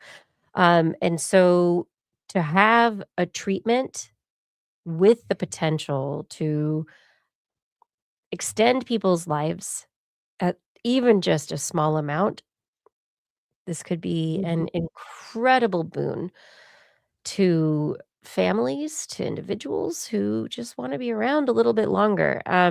The individual who survived is Kim Garland. She's a retired school nurse from Kirkwood, Missouri. She's 62 years old, and she was volunteering at a youth camp in Ironton, Missouri, when she was also volunteering with her daughter-in-law at the camp, and they noticed that Kim was struggling with confusion and forgetfulness and headaches that would go on, and it was a big deal, beyond the menopause thing. So this was, the thing that led her to understand, she had a diagnosis of grade 4 glioblastoma, which is not something that people really survive from, and this is after the tumor was removed. She's survived now for over a year after having this DNA vaccine. What they have done is they have taken a DNA platform to be able to create targets that the body will respond to more with a greater likelihood than um, any other target. So what they say is that our thinking was that if we could generate a broader range of immune responses against proteins that are in the cancers, then it might lead to a more potent vaccine compared to other vaccine platforms with limited protein targets. The vaccine platform was able to activate each patient's immune system, so it's personalized, to seek out as many as 40 cancer proteins specific to each patient's tumor. So it's not broad. This is actually taking proteins that are in the tumor from the cancer itself and then going back and saying, "Go get it." These glioblastomas in the lexicon, they're called cold cancers because they're hidden and the body doesn't attack them. What they saw is that the application of this vaccine led to the tumors becoming hot. The body was more likely to notice them and attack them and get rid of them. Not completely, which is unfortunate at this point in time, but it gave a much higher likelihood of reducing the impact of those tumors. So Hmm. it's a new this is a technique that has been used successfully in breast cancer, and so it's very exciting. Heck yeah. I mean, glioblastoma, it's you don't hear good things about No. glioblastoma. So You don't hear good things about cancer in general. This is definitely one of them. yeah. Then moving on from cancer to space rain, we're surrounded by stardust, which we knew. We've talked about this before. But one of the things that I thought was very exciting about this study was these researchers from Helmholtz Zentrum Dresden Rossendorf University. The researchers were looking at the question of, hey, we found a bunch of this type of iron 60 on the surface of the planet. And a lot of it we can date to these very specific supernova bursts where it was like big star that we know is a big star explosion is known for smushing elements together and creating iron, heavy metals, and everything. We had a few of those events where we're like, "Ooh, heavy iron. Woo, that's in this place is in the fossil record, in the sedimentary record."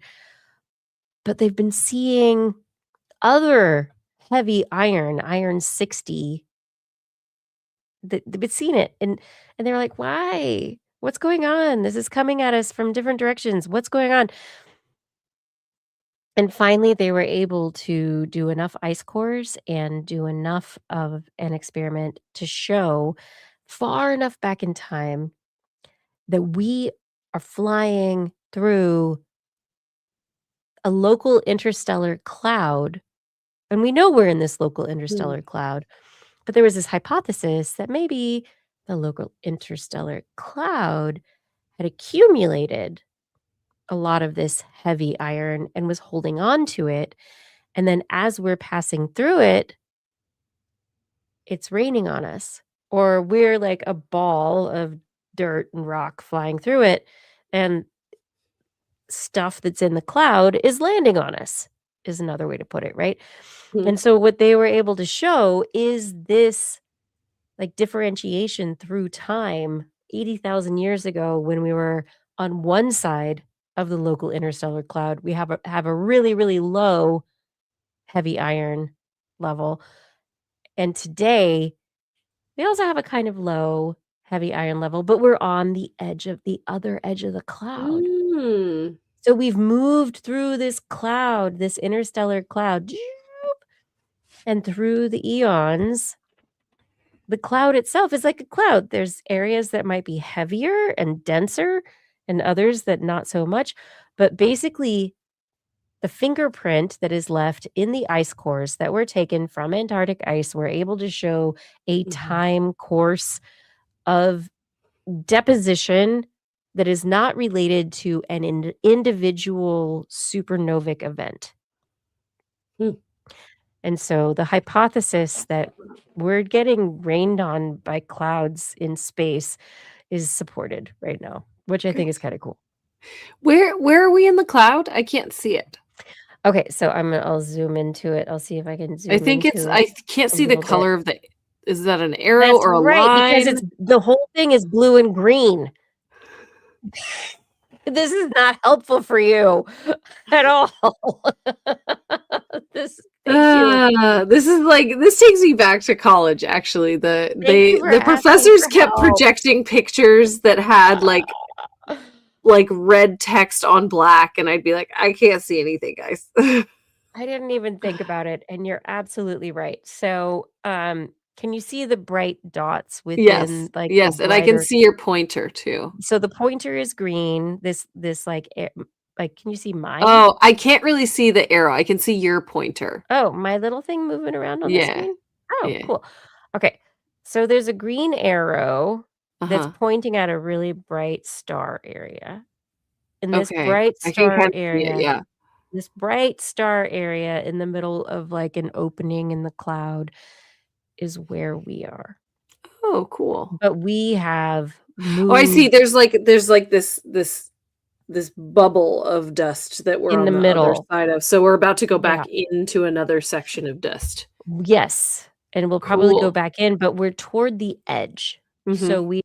So what they're saying is that this cloud, because of the way we move through the universe, we have we've spent 40, 50,000 years within the cloud so far, but there are variations within it.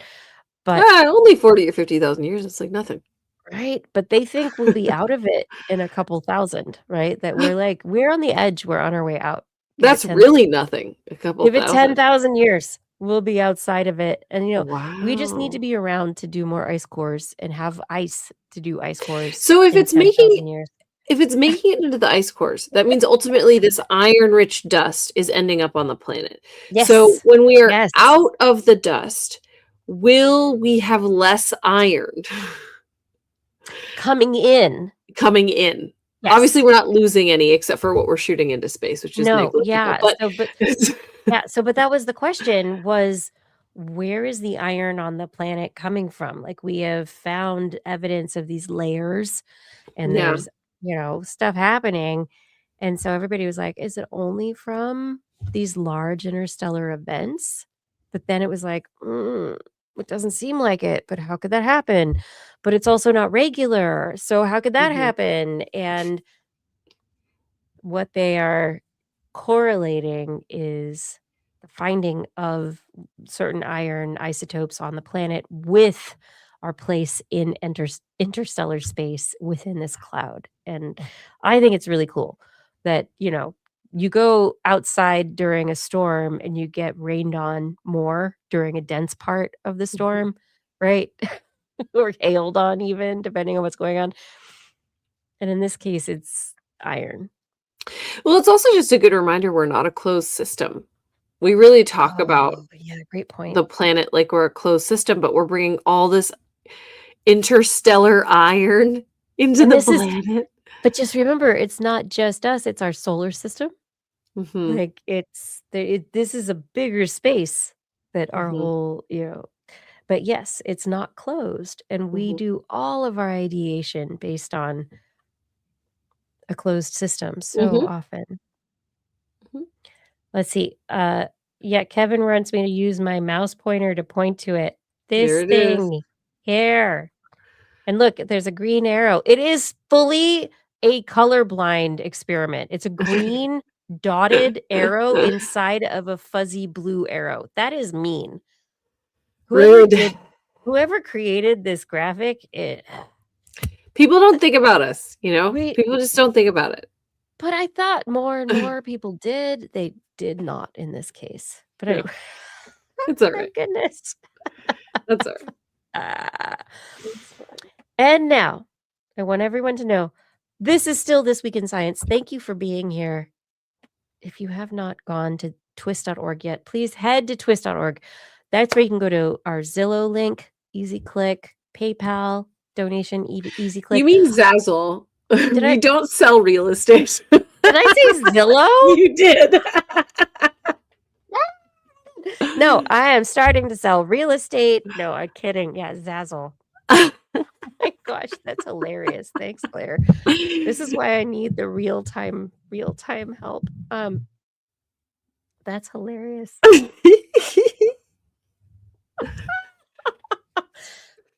Zazzle and Patreon.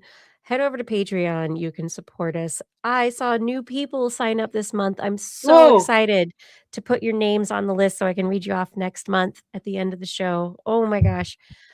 Thank you for being one of the supporters. I hope to read your name at the end of the show. Help us out. It's really what keeps this show going. Thank you so much for your support. We can't do it without you. And now it is time for 2 stories from Blair's Animal Corner. Dun, dun, dun, dun, dun, making audio things loud enough, and there's music. She loves our creatures, great and small. Biped, millipede, no pet at all. You want to hear about animals? She's your girl. Except for giant pandas and squirrels. There's Animal Corner. What you got, Blair? Do I even remember how to do this anymore? Of course you do. Yeah, so carnivorous plants and wasps, they have an interesting relationship. Kiki, what would you assume the relationship between a carnivorous plant and a wasp would be?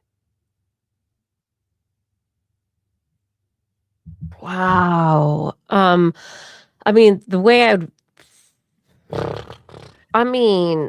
First thought, best thought. What do you think a wasp and a pitcher plant, how do they interact? I'm not going to go with the pitcher plant eating the wasp because Okay. that's too simple. But first thought, best thought. First thought, Yeah. but my second thought is that the wasp is using the pitcher plant as a place to put its prey. Oh, that's very interesting. That's Kiki, second thought. thinking so far outside the picture. I really like it. Okay, so this is How'd I researchers. do? Very creative, but nowhere near.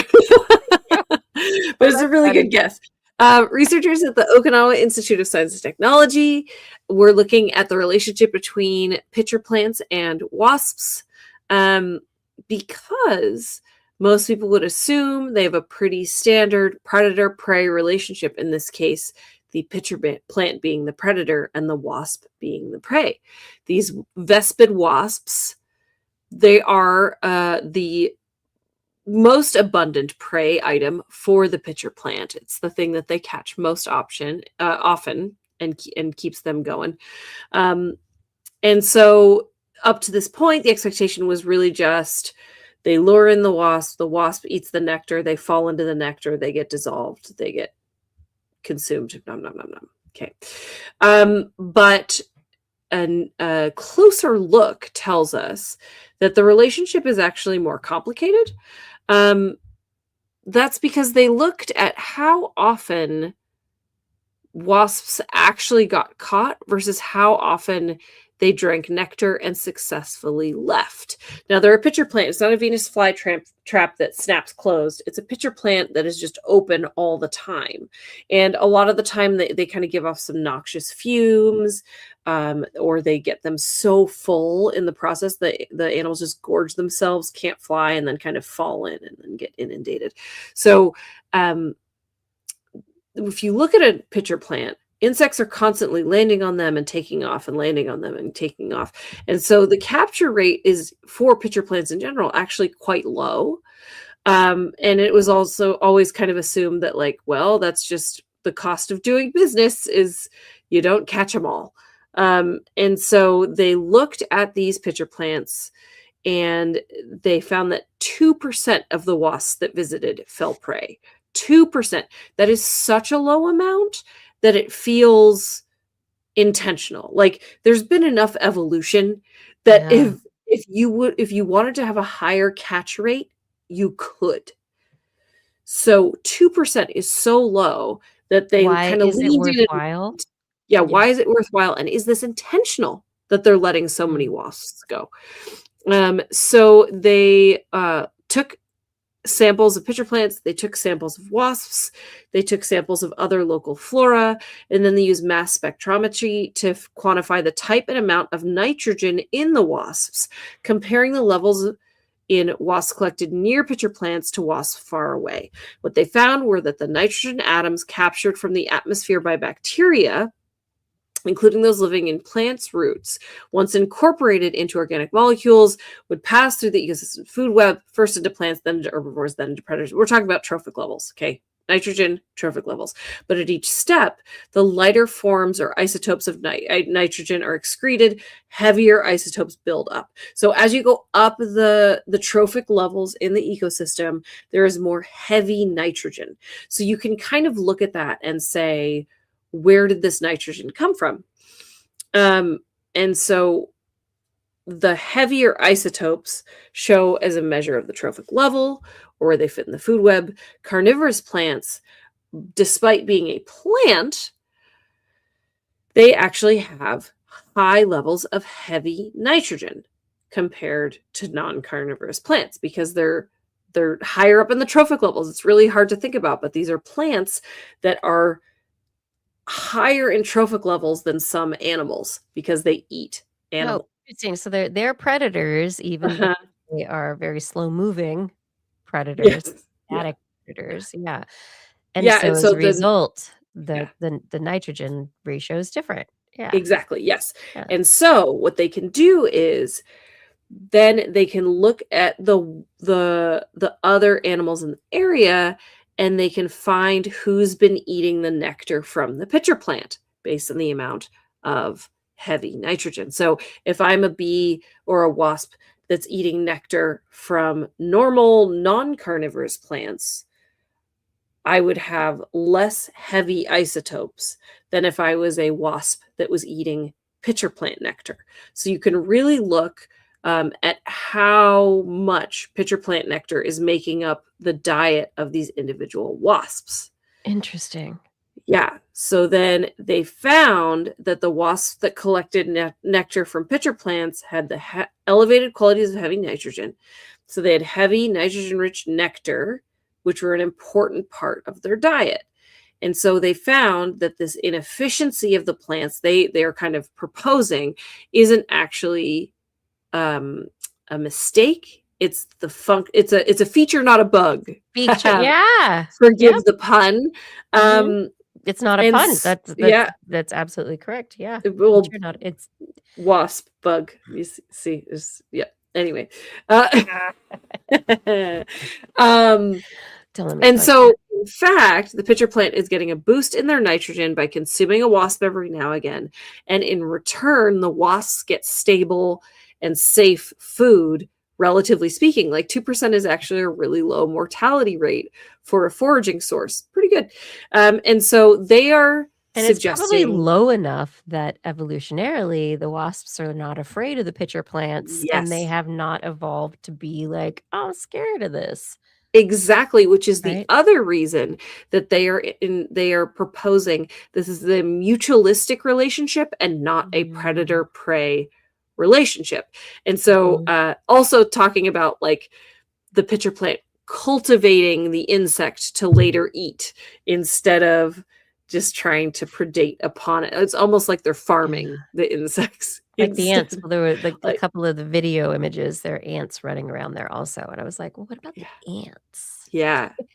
Yeah. I love this because it's the pitcher plants and carnivorous plants in general have kind of always been portrayed in this very specific predatory role, but the pitcher plants in particular have always really confused me because of this, because of the low catch rate. I had some pitcher plants at one time and they got absolutely covered in spiders, and the spiders were all just living on the pitcher plants and they only caught a couple spiders, couple flies. It just felt very inefficient to me, but it sounds to me They let them climb out. They're not yeah, after that. They're not after right, those prey because those prey are also high predators, but also good at bringing in prey right, or like part absolutely, of the yeah. prey life cycle. Yeah. And Huh. and the idea that they are providing this nitrogen rich food source to an ecosystem is another really important piece of the puzzle in the Mhm. importance of carnivorous plants. They're not just population control, they're providing a vital resource Yeah. to the animals that live there for the food web. So a neat kind of rethinking of the role of carnivorous plants. There's a story out this week you should check out related to rice plants Oh, that rice plants actually have been found to be like pitcher plants in that they have a very slight sweet smell that attracts certain flies and ants, and that that rice plants trap Wow. and eat What? certain. Yes. Wow. Yeah, I'll find a link. I'll send it to you. But yeah, that was one that I we found this week. I love how we're like plants. They're just these little peaceful things we keep in our house. No, they're listening. They're They're eating. talking. They're eating. They're tricking. They're laying in wait. Plants have a lot going on. They're moving towards the light. They're doing all of it. They're clicking. Oh, Anyway. so good. Yeah. My last story for tonight is no surprises. Hey, feral cats are bad. Also, outdoor cats are bad. That's basically the story. We've had this conversation. Yeah, this is from University of British Columbia. I don't know. I might be making it all up in my head, but I feel like there's a weird resurgence of outdoor cats lately. And I don't know if it's because a bunch of people adopted cats during the pandemic and then they went back to work and they were like, well, I have to let my cat out now. Or I don't know. And that could be totally unscientific and it's totally anecdotal. And maybe there's not actually more cats than there were, but I feel like there's cats everywhere. And it's so strange to me. But University of British Columbia wanted to look at pet outdoor cats versus feral cats and the pathogens they carry. Because this is one of the big kind of heated debates is, okay, feral cats are bad. We understand that. But outdoor cats, they go to the vet. They eat at home. They sleep at home. We just let them out for the day and then they come back. We know where they are. They have special collars on, like all this kind of stuff that kind of like, well, it's not as bad, right? Well, at least when it comes to pathogens, it's just as bad.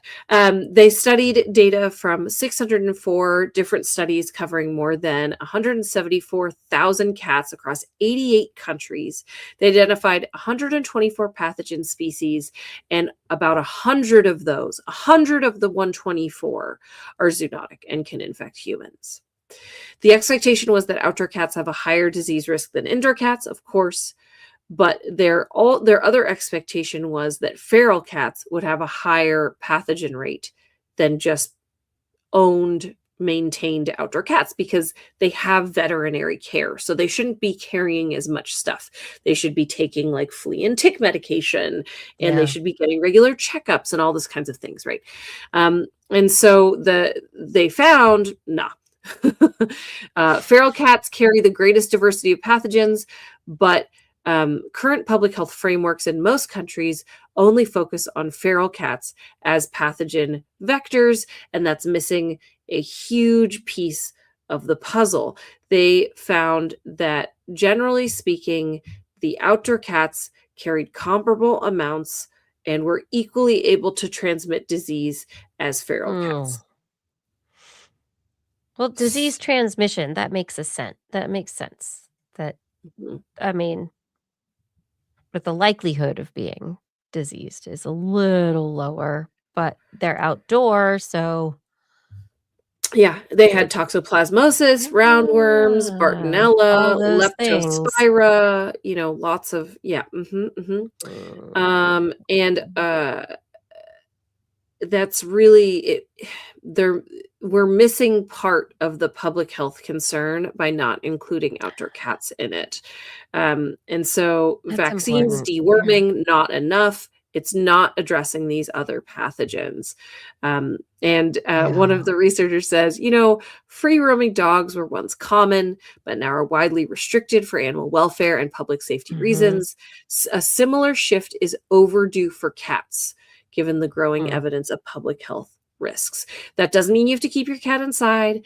You can build a catio. You can have supervised outdoor access if you have a trained cat that can respond to commands. I saw somebody heading out this week with their 2 cats in a screened-in stroller. Yes, absolutely. They took their cats out for a walk That's Yes. amazing. Yes. I have a Very neighbor safe. who leash trained their cat. They take Mhm. their cat on a walk just like a dog. I know it looks very silly, but the more people that do it, the less silly it will look. Mhm. But also, yeah, if you train your cat and you have a backyard, you can let them out in the backyard. They just have to listen to you when you ask them to come back in. If you Mhm. want to go inside, if you see a raccoon, whatever it is, right? Right. Um, It's like having a toddler. Right? sure. In some Right? ways Yeah. worse, in some ways easier. Yeah. Don't be But bitten by the raccoon. Come inside. yeah, absolutely. And so, the researchers also add unsupervised outdoor access is not essential to feline welfare or the human animal bond. If we can improve how we manage cats, we can protect cats, wildlife, and people. And so, obviously, we've talked a lot on the show about how many animals are impacted by the existence of Mhm. outdoor cats. It's expected that only about 20% of the fatalities from hunting, from cats hunting in the outdoors, are reported or seen by owners. 20%. Which means So 80% is that huge amount of kill. yeah, so if you say my Real cat impact. only brings me mice, like they're invasive, like who cares? There's other stuff going on you're not seeing. Because But you don't really, have a camera on your cat. How many people put a yeah. camera on their cat to see everything? Meow, meow, meow, meow, meow. Yeah. Yeah. So here's another reason to not have an outdoor cat: pathogens. Okay. I mean, Don't bring that I mean, pathogens into your home. Don't let them spread it to other cats or other animals. Are they drinking out of somebody's dog's bowl in somebody's backyard that now it's going to go to the dog or to the human who cleans the bowl? that's been something that has been on my mind for a very long time, and the idea that people don't think about the their cats that walk around on the ground and don't wash their paws are gonna be not bringing stuff into their house, like, I don't know. People are Yeah. very interesting. So, I think this ties in nicely. I know we're up late, but it ties in nicely into the question of the hantavirus and, Yes. you know, norovirus, as I made light of in my disclaimer. It's like norovirus, that happens every year. Like anyone who is a parent and has Mhm. kids in school, there is an Had it twice annual. this year already. Mhm. Yeah, there Mhm. it just comes through, it devastates, and you just hope it's done in 24 hours. Just please go away. It's the worst. Norovirus, I don't know why we haven't figured out how to get rid of that one yet. Yeah, It's how one is it like, still the because it only doesn't way kill like, us. That's why it's still around. you have to burn it with fire. It is Yeah. seriously like, you look at the how do you get rid of norovirus? And it's like, nothing really gets rid of it when you clean. You have to burn things. And I'm like, it's ridiculous. Um, the hantavirus, though, in this situation, talking about rats and cats and other animals that might be a vector for certain diseases. So, just so if people haven't understood, the strain of hantavirus that is from the cruise ship is a very specific strain that is transmissible human to human, which is very, very rare. This is a really odd thing, and I don't know, they'll get it under control. This is the kind of thing where too many people get sick and die too fast. For it's like Ebola.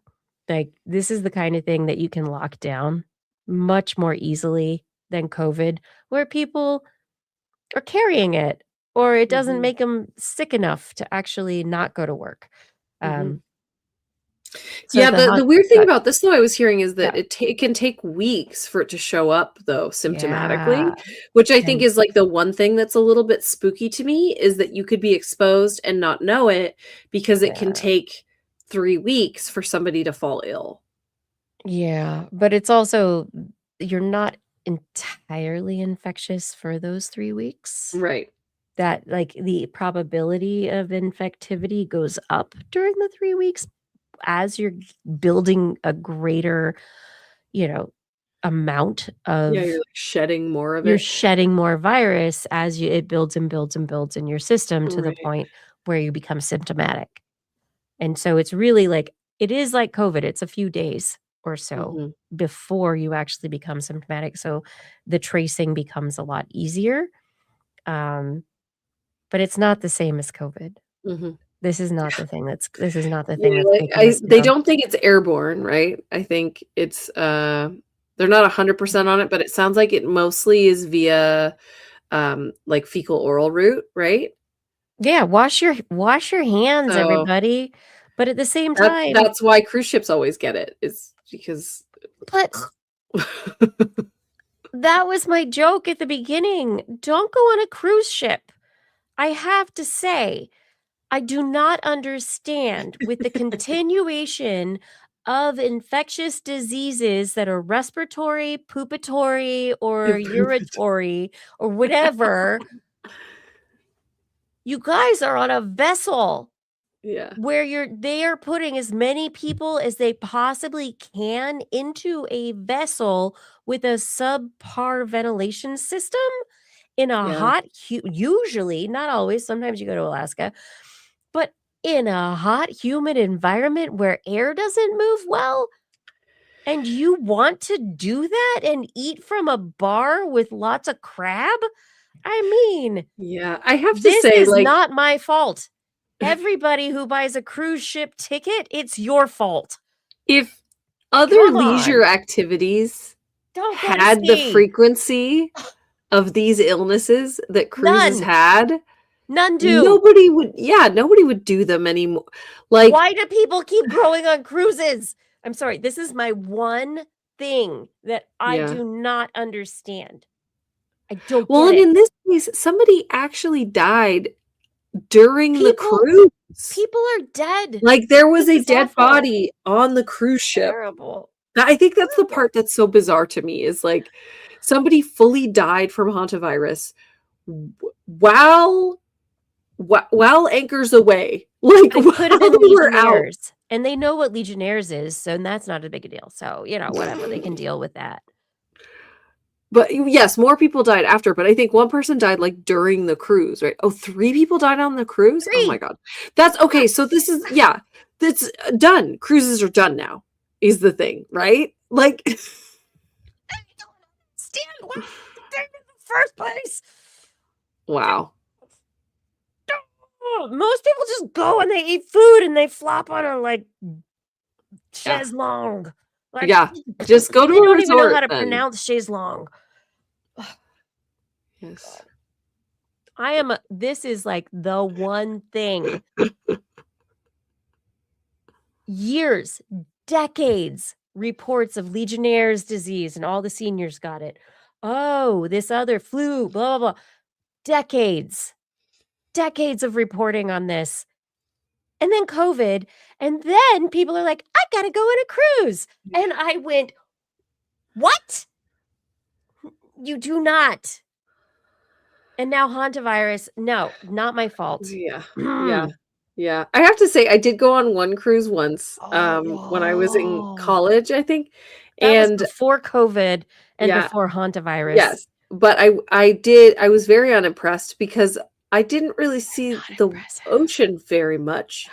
Because most of the cruise ship is rooms with no windows in the interior of the ship.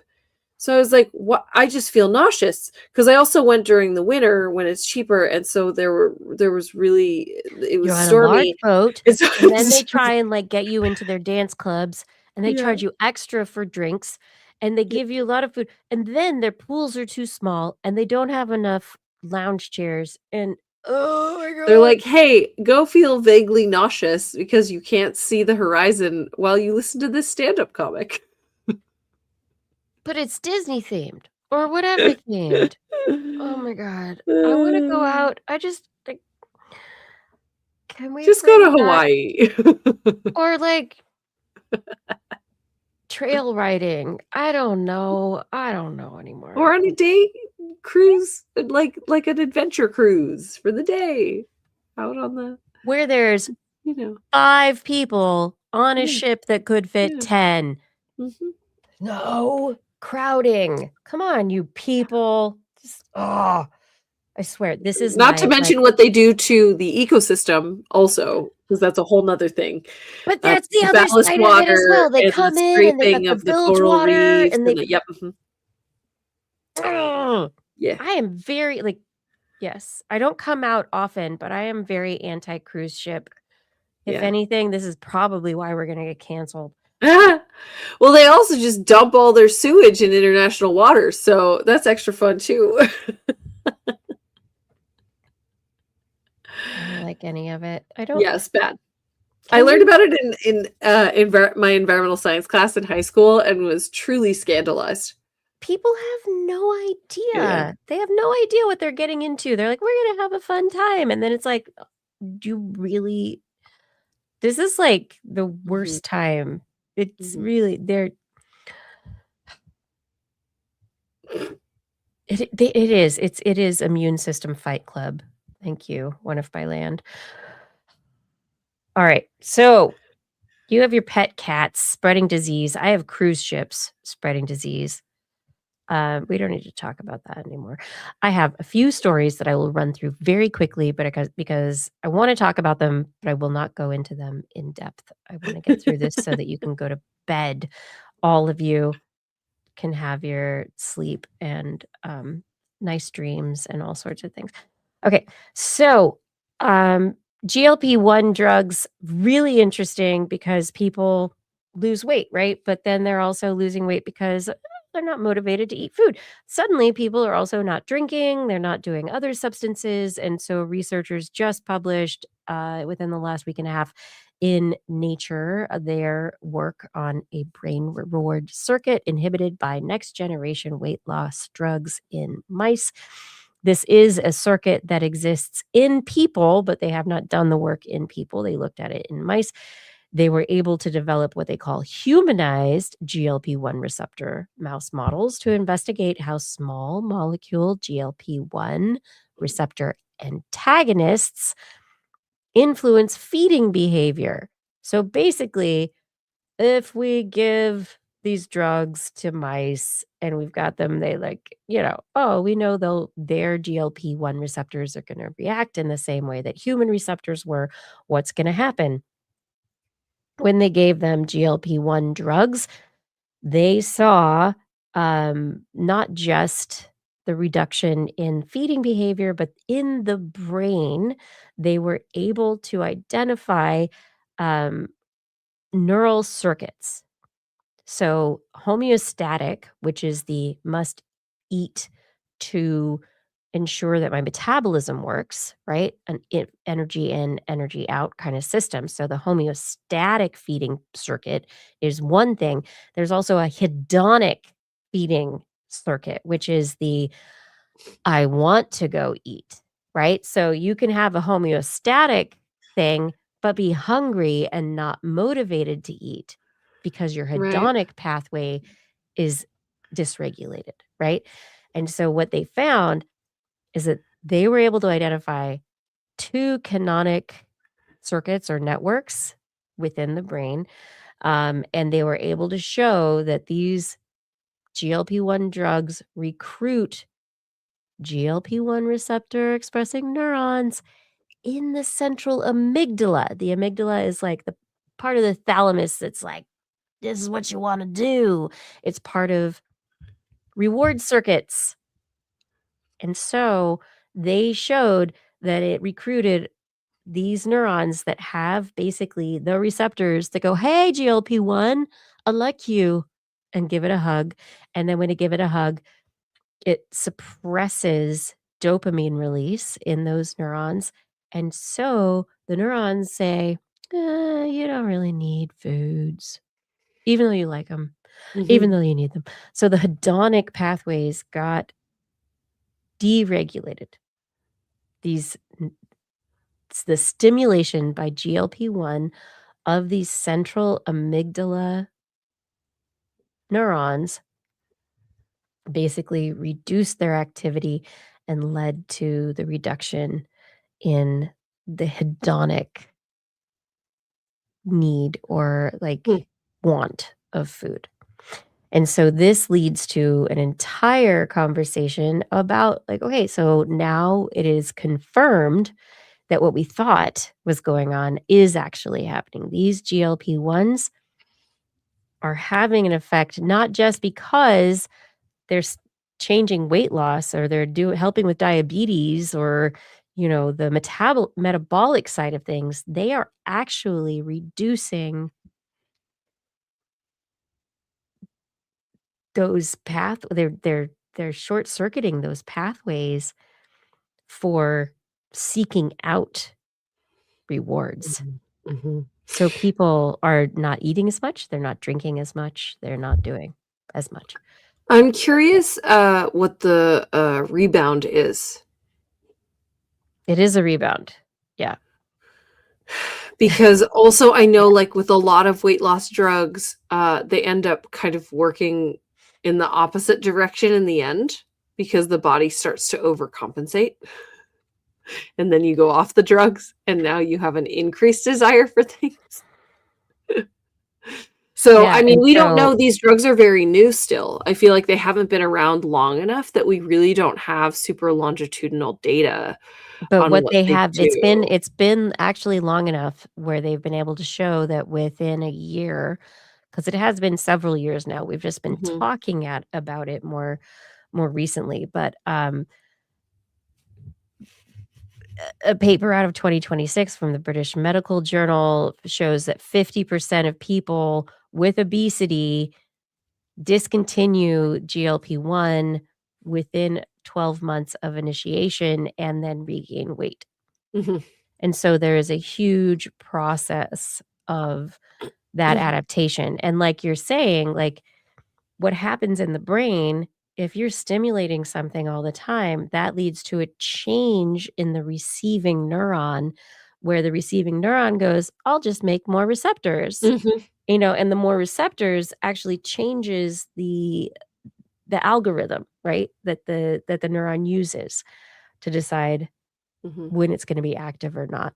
And so yeah, so there's adaptation, there is the change over time, and then if you stop taking it cold turkey, you're going to have a massive rebound. Mhm, Um, and you never actually fixed the original seeking behavior, you mhm. just shut it down for a while. So Well, it's and not not to necessarily mention, like, gone. the thing that's always scared me about these drugs is that it's such a drastic effect for a lot of Yeah, people that it's actually physiologically, like, medically, yeah, it is worse for you to lose a bunch of weight and gain a bunch of weight back than to quickly. maintain. Yes, yep, Because you can find a way to be healthy and be a heavier person in a way that if you lose weight and gain weight and lose weight and gain weight, it actually that's harder on your body. yeah. And so And I your think that's body actually gets used to those cycles, and so that's another thing that people don't talk about yes. is the adaptation of your body to the bust and boom cycles, Yeah. because we came from a kind of people that dealt with that all the time. Mhm. So, with plenty, you would pack on the pounds, and then you would keep them for lean times, and our bodies are made for that, but they're not made for, "I wanna be svelte and wear a bikini," Right. and feel like I should be in Maxim magazine or whatever, right? Like, that's not what we are adapted for, but that's what we want, yet our bodies are adapted for survival. Yeah. Yeah. You have a body to run. You have a body to run. You don't have a magazine photo shoot No. to get Yeah. ready for. Yeah, Nope. our bodies have to get used to that. Yeah, and then as you get older, like, estrogen drops and, like, there's all Yeah. sorts of crazy things going on. But anyway, I just thought it Yeah. was very, we talk about a lot of these things happening with GLP-1 drugs, and I think this is one of the really first big studies that's come out that's been like, "Hey, it really is impacting the amygdala and could be also utilized by people working to help those with substance abuse issues, that maybe understanding how it impacts the amygdala could lead to either the use of these drugs or drugs like them, spin-offs of these drugs that impact the amygdala to actually help people who want to get over alcoholism or other food eating disorders or other substance abuse disorders. Like there's a lot there that there's hope, right? There's something there. It's not just like, oh, this is a thing. It's something, it's a signal. Second to that, this is an animal study that I thought you would like, related to the pain of insects. Yeah, so researchers just published in the Proceedings of the Royal Society their study of a bunch of crickets, where they took the crickets and You're going to say something I don't like. Go ahead. Yep. they had 3 groups of crickets. They had a group of crickets that they took a soldering iron set to about 145, 150 degrees Fahrenheit. Is it like terrible, not boiling temperature, but I'd say hot. And they touched the antenna of the crickets. They had another group, no temperature. It was just a soldering iron, touched it to the antenna. And then they have a control group that was nothing. It was just the control group. And what they showed is that the crickets that were burned paid a lot more attention to the antenna that had been touched by the hot soldering iron than crickets who were touched by a non-hot soldering iron, or crickets that had not been touched by a soldering iron. And they were showing that the crickets groomed that antenna more. They spent more time like favoring that antenna for a serious amount of time versus these other groups. The take-home message is insects feel pain. This is ridiculous. This is why I wanted to have this story. Okay. So, yes. For context, when did we decide that newborns could feel pain? Like the 90s or something? So like long ago. Not long ago. People thought that I'm like, so long ago. No, like the 1980s or 1990s or something like that. Like they didn't used to give any anesthesia, local or otherwise, to newborn babies for surgeries because they thought that babies couldn't feel pain. Like this until pretty recently. So like in that context, fine. Okay, we're figuring it all out. Like we're all just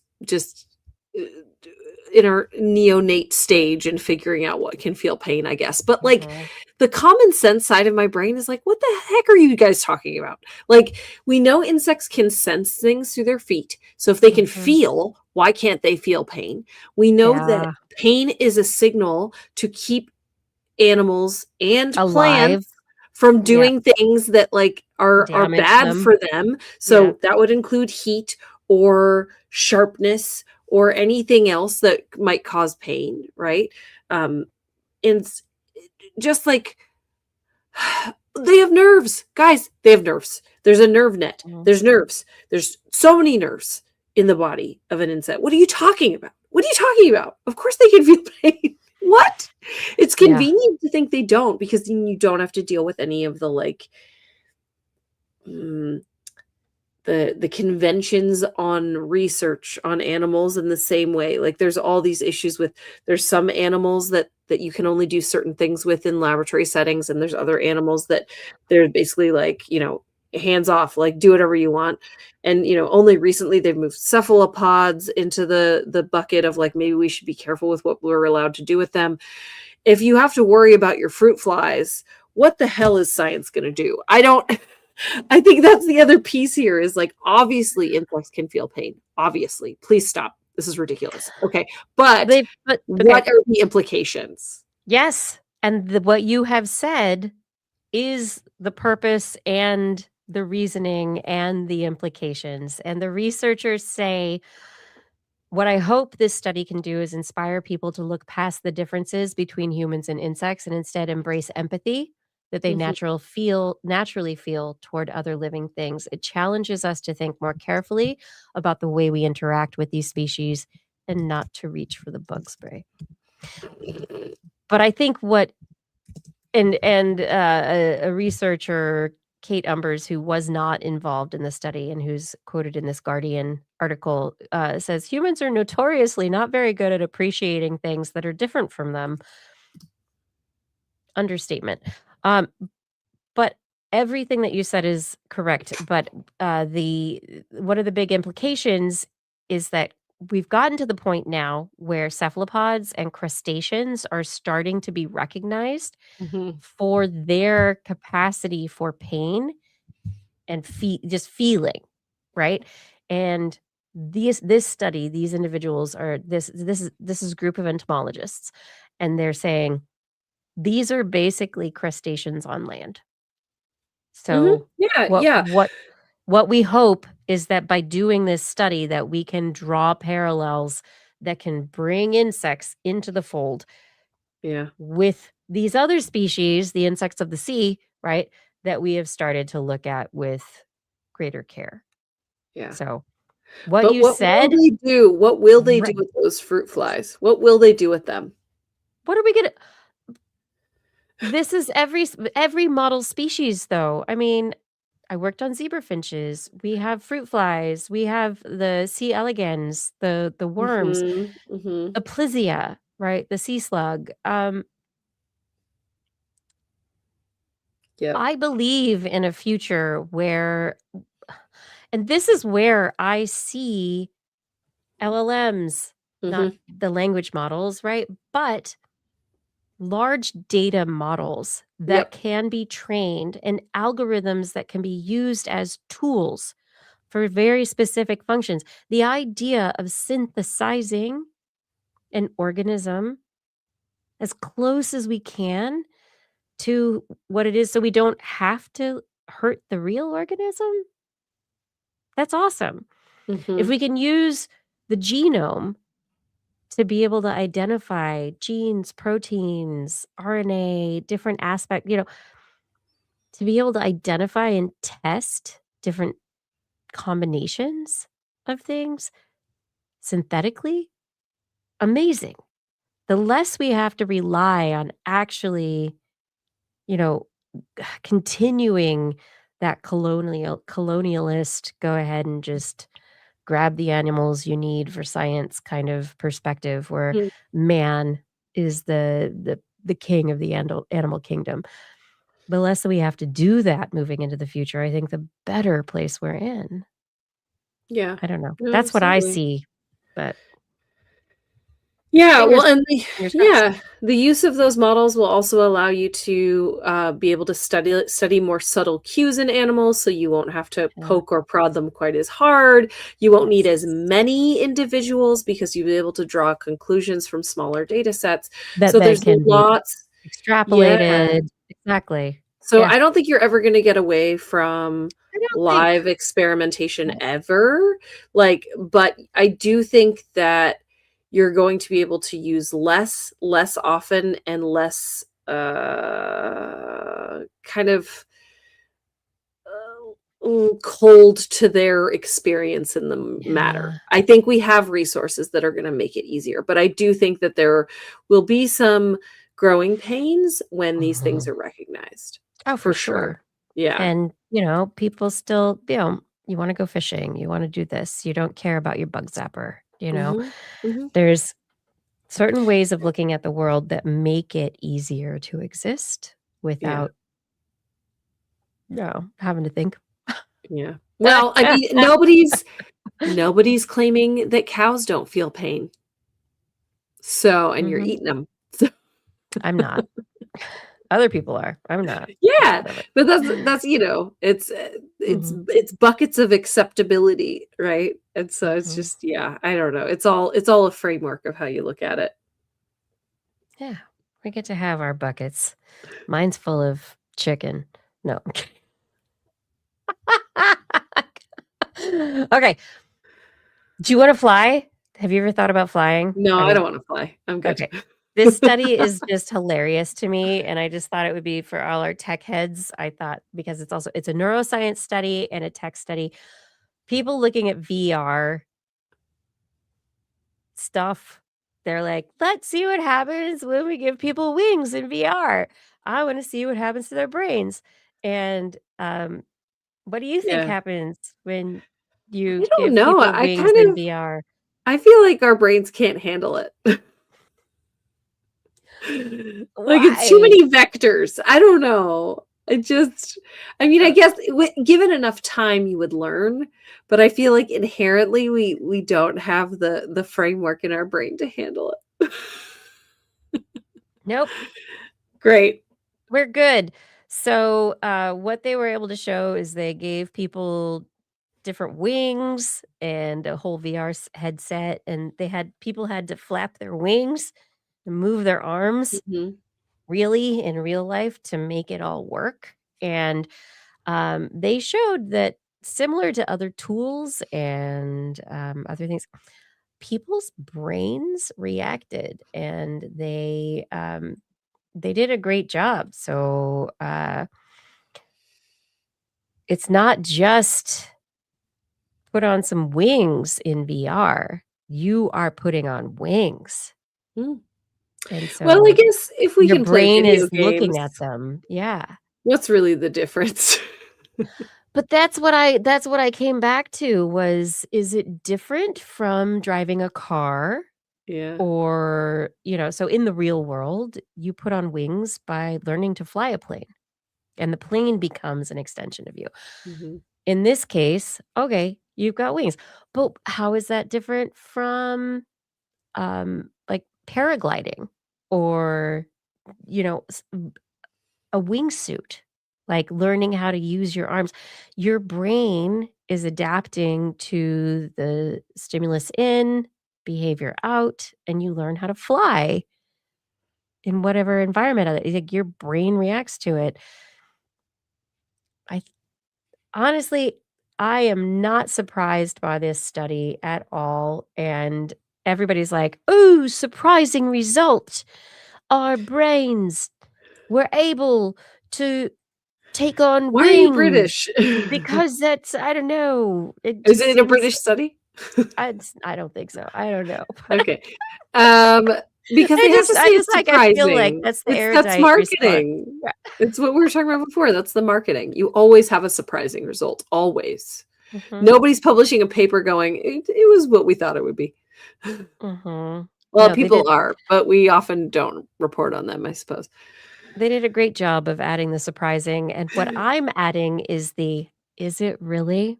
Yeah. I really don't think it's surprising. I mean, it sounds like they played a video game. Well. Yeah, but instead of just the joystick or thumbs or, response time to certain key combinations or whatever, Mhm.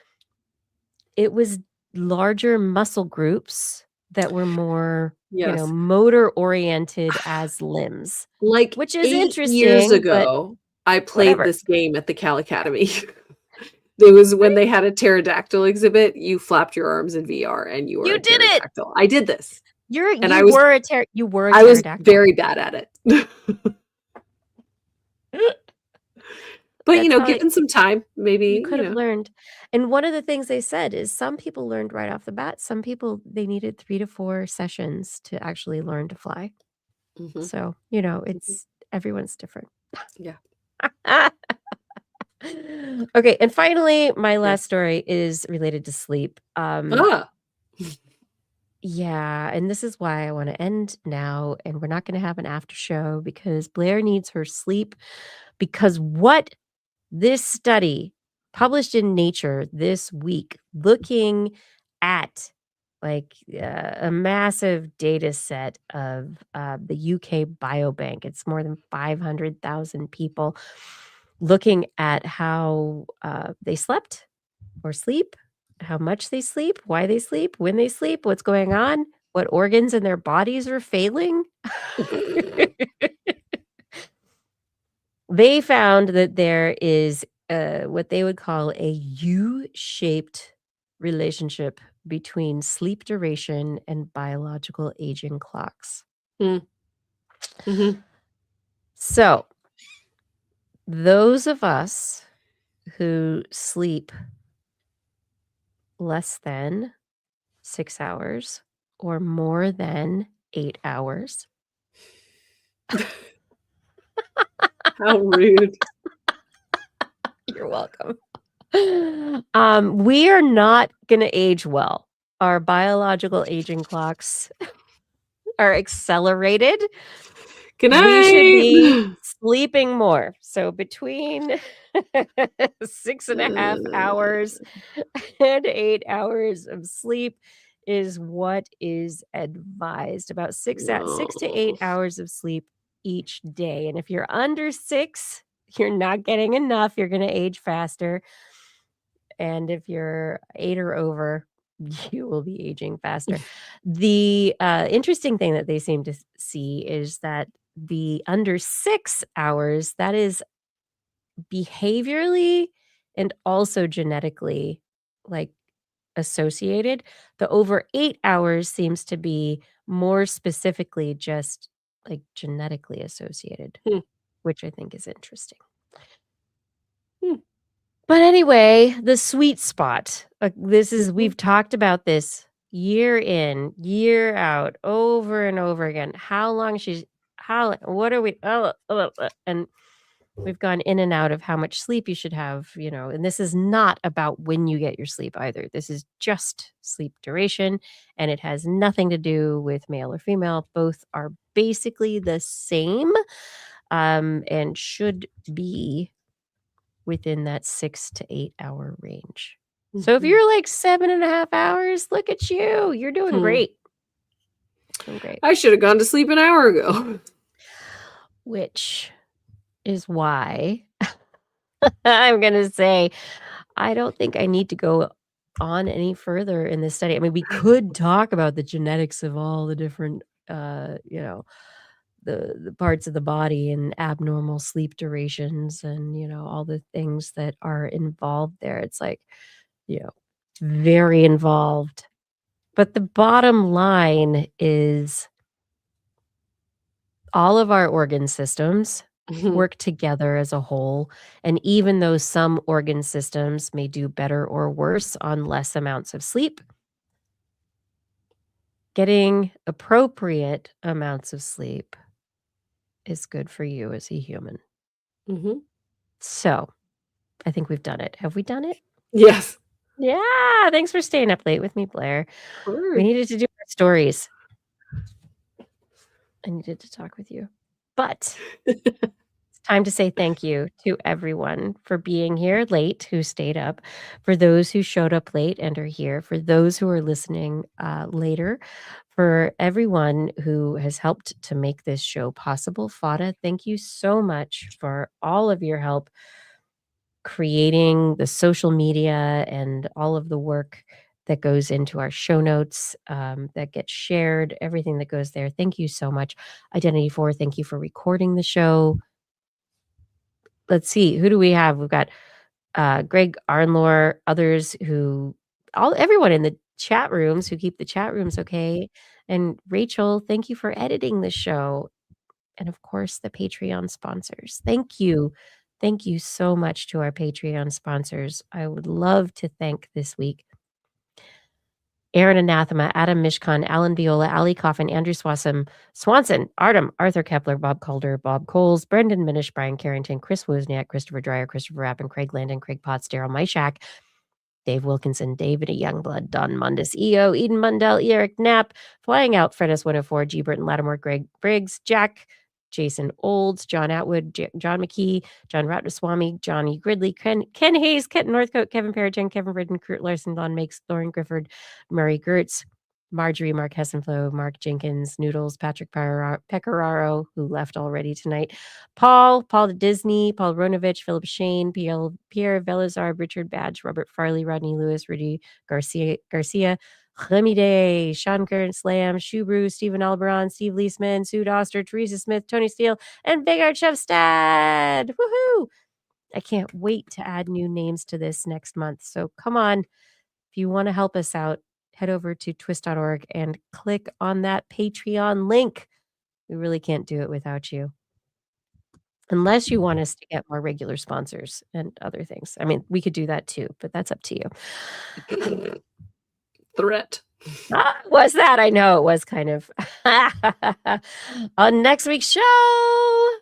We'll be back Wednesday at 8 p.m. Pacific time, broadcasting live from our Twitch, YouTube, and Facebook channels. If you want to listen to us as a podcast, make sure you look for This Week in Science wherever podcasts are found, wherever you like to find podcasts. And of course, if you enjoyed the show, get your friends to subscribe too. For more information on anything you've heard here today, show notes and links to stories will be available on our website. That's at www.twis.org. Woohoo! And yes. We love your feedback. If there's a topic you want to cover or address, if you have a suggestion for an interview, let us know on one of our social media accounts. We are there still. Send us an email too. I mean, that's really a good way. Just make sure you put TWIS in the subject line so your email doesn't get spam filtered into, I don't know, wherever there aren't unicorns. So everywhere. No, I never find it if it's all over the place. Come on. We look forward to discussing science with you again next week. And if you've learned anything from the show, remember, it's all in your head. This week in science. This week in science. This week in science. This week in science, it's the end of the world. So I'm setting up shop, got my banner unfurled. It says the scientist is in, I'm gonna sell my advice. Show them how to stop the robots with a simple device. I'll reverse global warming with a wave of my hand. And all it'll cost you is a couple of grand. 'Cause this week's science is coming your way. So everybody listen to what I say. I use the scientific method for all that it's worth. And I'll broadcast my opinion all over the earth.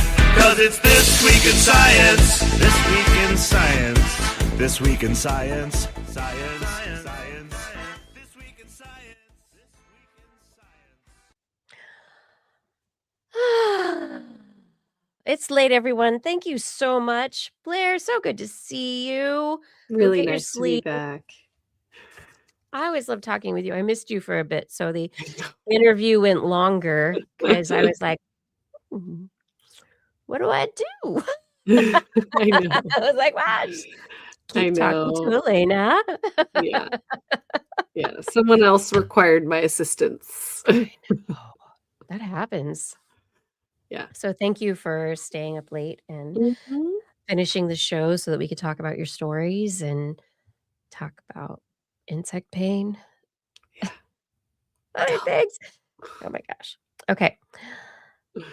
Yes, throw your hands in the air like you just don't care about sleep. Am I supposed to be on the left? There you go. It's fine. Who cares? Just keep them guessing. We are very casual about where we're supposed to be. Sometimes I am just like, look at this. Look at how amazing it looks with Blair on that side. She's so good at it too. Yeah, so good. Me over there. Yeah. Okay, Blair. Say it. Good night, Kiki. Wait. No, wait. Yeah. I'm supposed to say goodnight, Blair. There we Good night, go. Blair. Say good night, Kiki. Good night, Kiki. Good night, everyone. Thank you for being here and enjoying the show. I do hope that we'll see you again next week. Be safe, be healthy, be courteous, be compassionate, be all the things that you wish were in the world, and be curious and be lucky. We'll see you next week. Thank you for being here. Good night. So good to see you.